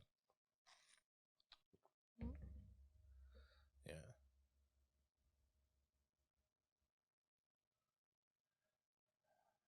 Yeah. See, that's another thing too. This is actually an interesting thing because, see, the emotions that he's putting out here. While he was here, his mother was recovering from brain surgery, and he was getting like little to no news. Oh my goodness, about that. So it's like he got to like put that out in this scene because it's the only time when he's not a dick. He's having a little bit of a breakdown himself, and that's all he's thinking about is like his character getting to have a little bit of leave, be able to call home and stuff like that. And so he puts his own brain there. He's like, oh, imagine if I was able to call home and see how everybody's doing. Yeah. He almost smacked his head. You know what? The one thing I'll never do near a helicopter that he just did? He jumped. Or run your hand up like that. I didn't even think about that, but yeah, absolutely. There's no chance. There's no chance that I'm not in a ball. Like you and I went on a helicopter trip the one time, and they didn't start it up till we were inside it because it wasn't a friggin' it wasn't Vietnam. But it just, yeah, that always like freaks me out. It's like when you see people who get off the helicopters and they do that head duck, I'm like, you could never do that low enough. Like for me, I would like slide out like I was jelly. Slither out like a snake and just like crawl across the ground. I'd roll out and make sure that I landed feet down so my toes weren't up. Everybody's got a bad feeling about this one. You know what else people had a bad feeling about? Star Wars. I do want to take the time just now, too, to thank Fred Kennedy. Follow him on Twitter at fearless_Fred, or you can follow Star Wars Mud79 to get all the information on the audio drama. That's a part of the Issue Zero podcast. You can look all of that up. I miss Fearless Fred. Well, he's on 107.1. You can just... No, I like 102.1. There you go. I've actually started to move over because basically it's a channel that actually we discussed it prior to the interview just because he didn't know that we worked together. So I let him know that. And then, but I hear 107.1 and it's now starting to happen where my music is starting to become classic rock. And it's like the things that, the things that were on the edge in the 90s are now sliding over into there. Like there's a mix of like a lot older stuff still. And then the odd thing that like shows up, like they'll play like, what is it? Like a Pearl Jam song or something like that. Right. And I'm like, oh my God. I was like, that's when I feel my age. Yeah. I'm like, oh, getting old. Look at how fixed that phone, like that phone has been taped together and like covered in plastic so many times, probably just to, well, I think actually they're just waterproofing it there, to be honest. I was going to say waterproofing it because have you seen how much rain falls? Yeah. That's all it does. Rat-a-tat. That guy has a beautiful mustache. He looked like somebody who's like current. No, they're fine.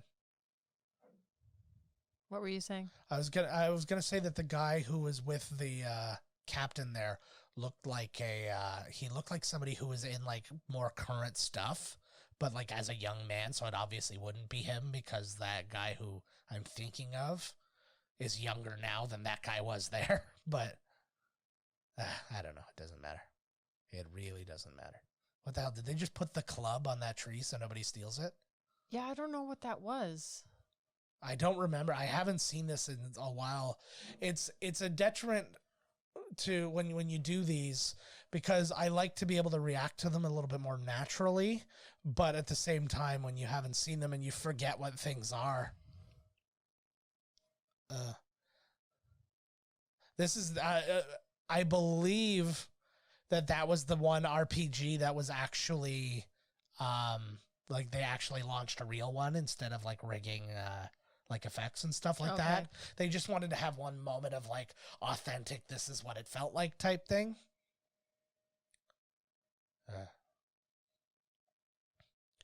That was another thing I learned a lot about with in World War II was about identifying yourself and stuff so you didn't get shot. I think I learned a lot about that in Band of Brothers. I know that this is not the best way to educate yourself. There's a lot better ways to educate yourself on how these things really went down, but I mean, one thing at a time. I have a lot of documentaries to get through. And seasons of Superstore. Yes, I want to get through more Superstore. We will.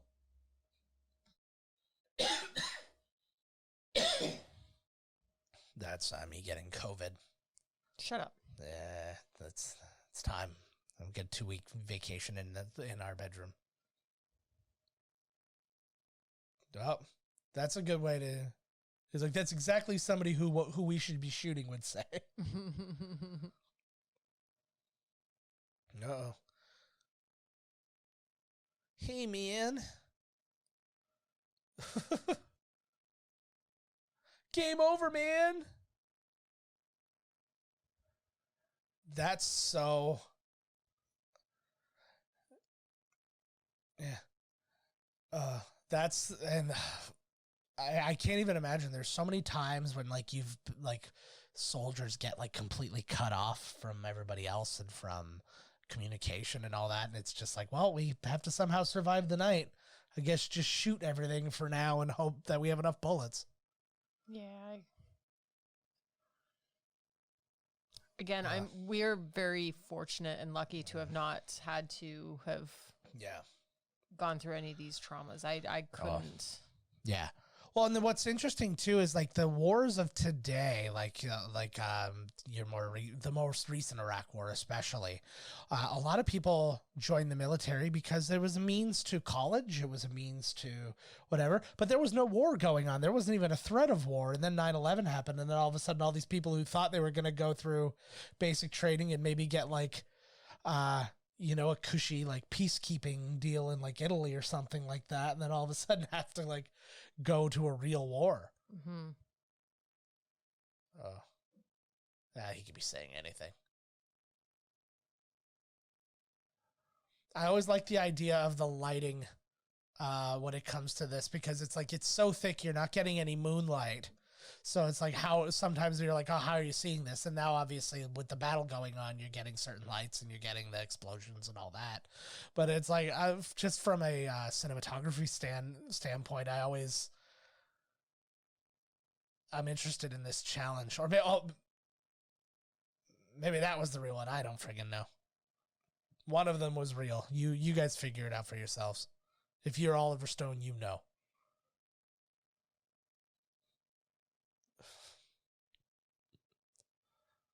Oh, man. Like, I don't even have the mental fortitude to do this in a video game. This is why I don't play Call of Duty.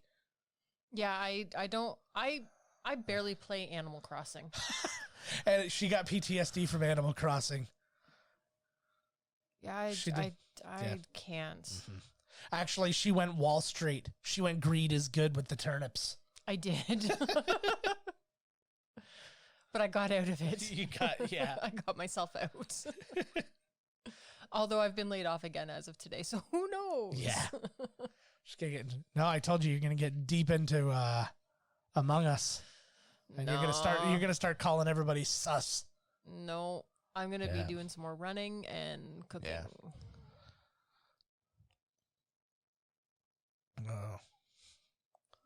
Oh. That looked so grossly real. Like, even though we're watching people get shot and beat to death and stuff like that, I watching that guy like run face first into that tree was somehow more violent to me than anything else. Oh, he was just stabbing him? Yeah, he was getting the bayonet. I didn't like the choice of crossing your eyes when you died, but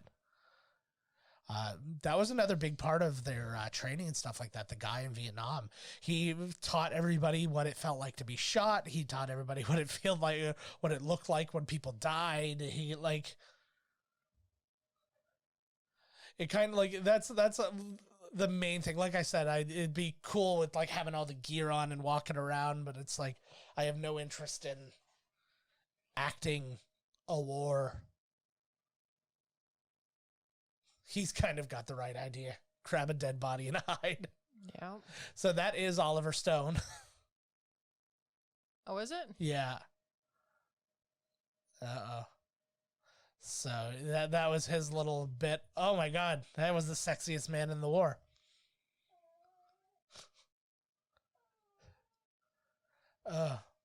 So there's a suicide bomber, and Oliver Stone killed himself off very quickly.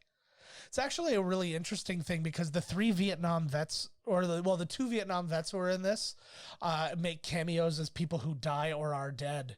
Because one of the dead bodies getting carried off the plane at the beginning of the movie was the military consultant. Oh, really? And then a dead body getting, I think it was one of the dead women from the village or something, was that guy's wife.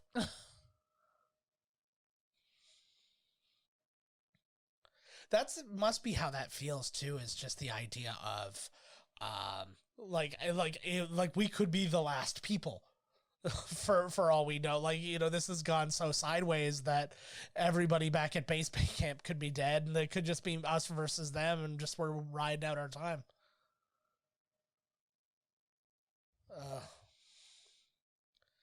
At the very least, it couldn't be that hard from an acting standpoint to act like you're scared shitless when there's explosions going all around you and people screaming in every direction. Yeah. But this is why this won Best Sound, though. Think about how much editing this thing would require. That's why I gave a lot of love to Fred. If you follow on his, especially his Star Wars Med 79, you see a lot of his audio tracks and stuff for the episodes, and you just see they're like 25 tracks deep of sound effects and all this stuff. And sound design is such a interesting thing in making movies. I think that's why these movies never disturb me, is I don't even think about what's happening in them. I think about how it's being made. Yeah, it could be. It could be all the time I spend, watching these as a child. No, that too. I was gonna say lighten people up in Nam. I went to Nam like 6 years ago. What is he beating him?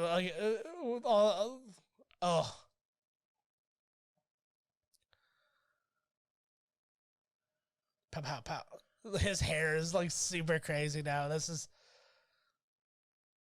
the best version.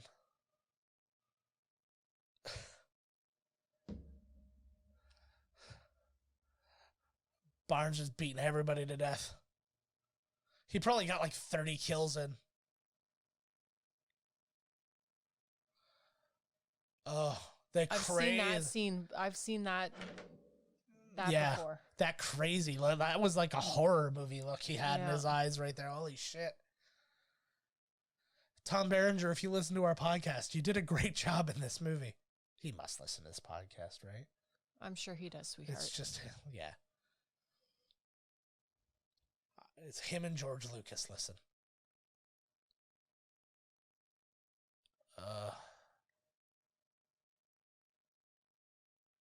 Just wiped out. He looks like he got a good rest, though. He looks more rested than I've ever been, and we own like a nice mattress. That weird deer? That weird deer is making fun of it. Was that the weird thing we saw walking in the background? Maybe. Their animals are also different over there.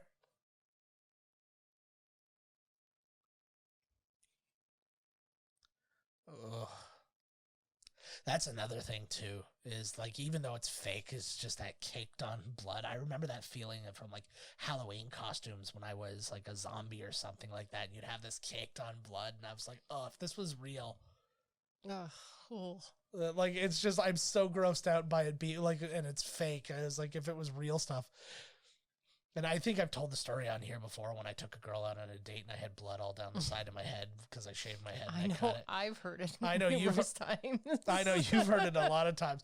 But I was like, that was one time I just didn't feel it. It was like shaving my head was new, so my whole head felt weird all the time. Yeah. So. But I will say that something must have worked because like my dating game really stepped up right after I shaved my head. It was only like maybe 4 or 5 months later that I started dating you. Yeah. And it was about 3 years ago when I stopped dating that girl because she was really into blood, like Armie Hammer. Oh, you're confused. Have you not heard the Armie Hammer thing?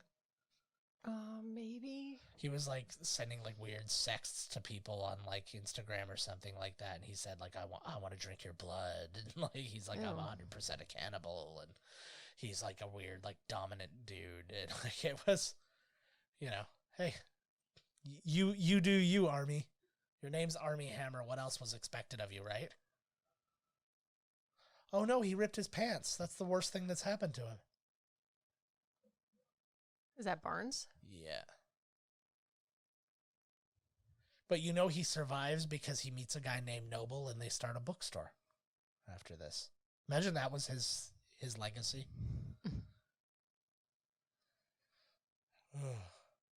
This also made me question because this is supposed to be Oliver Stone. I'm like, did Oliver Stone kill his sergeant while he was out?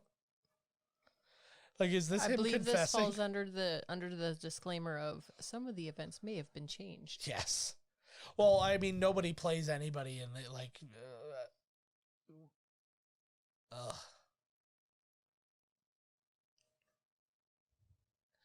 But yeah, I choose to believe that Oliver Stone definitely murdered a superior in the jungle. Oh, I slammed the thing. Well, I'm very proud of you for making through this movie. You were up about an hour and 45 minutes later than you usually are. Yeah. You've been on a very tight sleep schedule lately, and I do appreciate very much you pinch hitting for Todd. No problem, baby. So I don't work anymore. Yes. Yeah, you work for me now. No, I work for our children. Yes. Oh, that was a great thing. I posted this thing on our Facebook. It was all about how parents are now the personal assistants of their kids, and they're like, okay, you have a Zoom class at 9 o'clock, and then you've got a video call with grandma after school. Boom, he made it. He has the face of, he reminds me of Cleveland Little. So we just watched. Did he just stab himself? He did, and there's reason for that because if you get hurt, you can get sent home even if your time isn't up. So with all these people, it would be very believable that he got injured in this battle.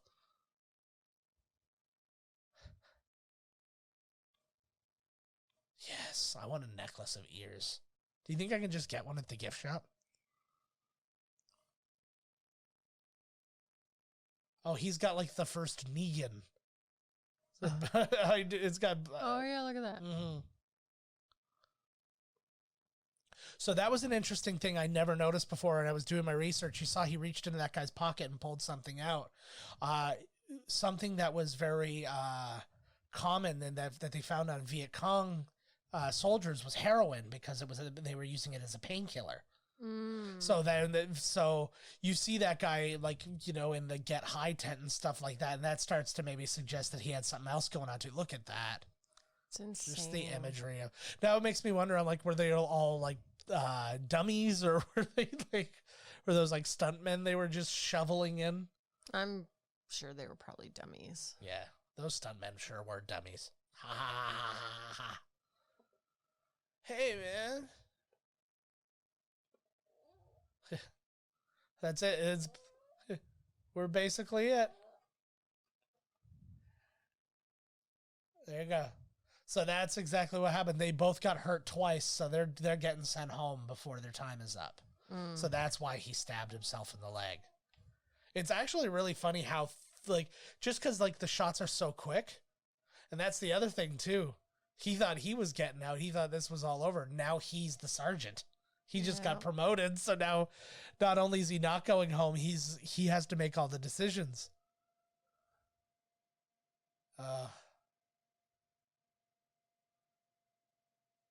Wee. That would feel bad. Like, the one guy obviously did it to himself and was doing it to get out. He just got hurt and it happened. And, like, imagine seeing those other people who you're leaving behind and stuff. Like, I'm greatly averted to war, especially just because the wars of our time have been so meaningless. So yeah, he's on heroin. That explains his entire character so quickly. He looks like the guy who stole the podium. He does. He definitely was at that Capitol invasion. But yeah, yeah, I mean, like I said, like, the wars that have happened now have been around, like, a lot of uselessness and, you know, war for oil, that sort of thing. So, I mean, I definitely, like, we didn't have an experience of World War II or any of that craziness.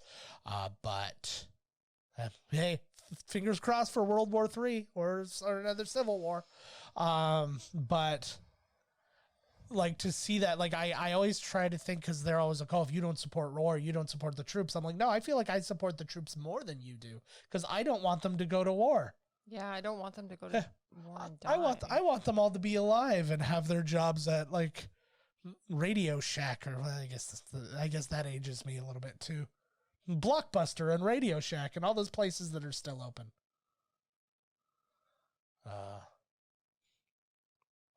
Yeah, that's that crazy character's name is Ra. Originally, I guess they wanted to cast Elias. They wanted a Native American actor, and he couldn't find somebody who he deemed good enough for the role. And there was rumor that Val Kilmer had auditioned for the role, and he actually came in with kind of a Native American vibe, but being a white guy trying to put that off, he thought it was weird. But they ended up working together in The Doors a little bit later on. And that was what Kevin Dillon was in with him as well. He was in The Doors with Oliver Stone. So, there you go. Dedicated to the men who fought and died in the Vietnam War. You're welcome, women, for us not dragging you along to that shit. Okay, so... this is 2 movies in a row now. Yeah. Where at the end, I have now had to ask you, please don't ever make me watch that again. Yeah. For very different reasons. This was a fantastic movie. Just uncomfortable. But it is far too Yeah. I can't. No, I understand that. I understand that. What was the last one we did? The last one we watched was Star Wars Holiday Special. Oh, yeah, that was it was so good. Terrible. That was so good. And I asked you to never make me watch that again. Actually, it's so cool that you brought that up because I came across something. I went on a walk around my work yesterday, and my work owns Nelvana Studios, which is the animation company that made the animated portion of the special.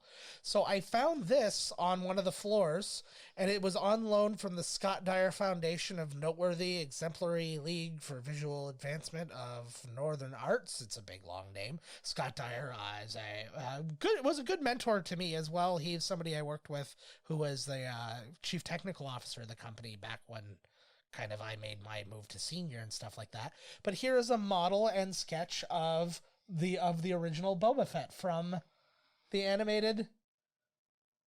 That is really cool. That is really cool, and it was like so incredibly easy for me to grab that if I wanted to, but I'm a good human being, so I didn't do that. But how cool is that, eh? With the original gun, which is now the Mandalorian's gun. That is really cool. Yeah. Here, what else do I know? Yeah, but you could see like the original like model sketches, the side view and the front view, back view, all that. It was so awesome. I'll put that up on my on the show's Instagram so you can see that. All right, guys, that's the episode. That's it. Thank you all so much for joining us.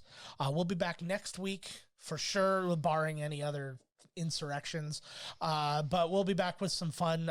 Todd is going to call in for our coming attractions episode, and I'm sure we'll have a lot to talk about because we have we've only texted back and forth for the last couple of weeks, so yeah, we'll be all over it. And then we've got some movies. We pre-recorded a bunch of movies, and we're going to start getting into those ones until we can get back into the studio together. So until then, I'm here. Yeah. Okay. Well, no, until then, I'm here. No, I have the movies already done. So I was like, I've got a few in the. Never mind. I get that too. But yeah. So until next week, guys, we will see you later. This has been Miscast Commentary with your hosts, Joe Finley and Todd Murray. Executive producer, Joe Finley. Be sure to like, comment, and subscribe to the podcast wherever you listen. Visit www.miscastcommentary.com for all news related to the podcast. Miscast Commentary is a Miscast Media production.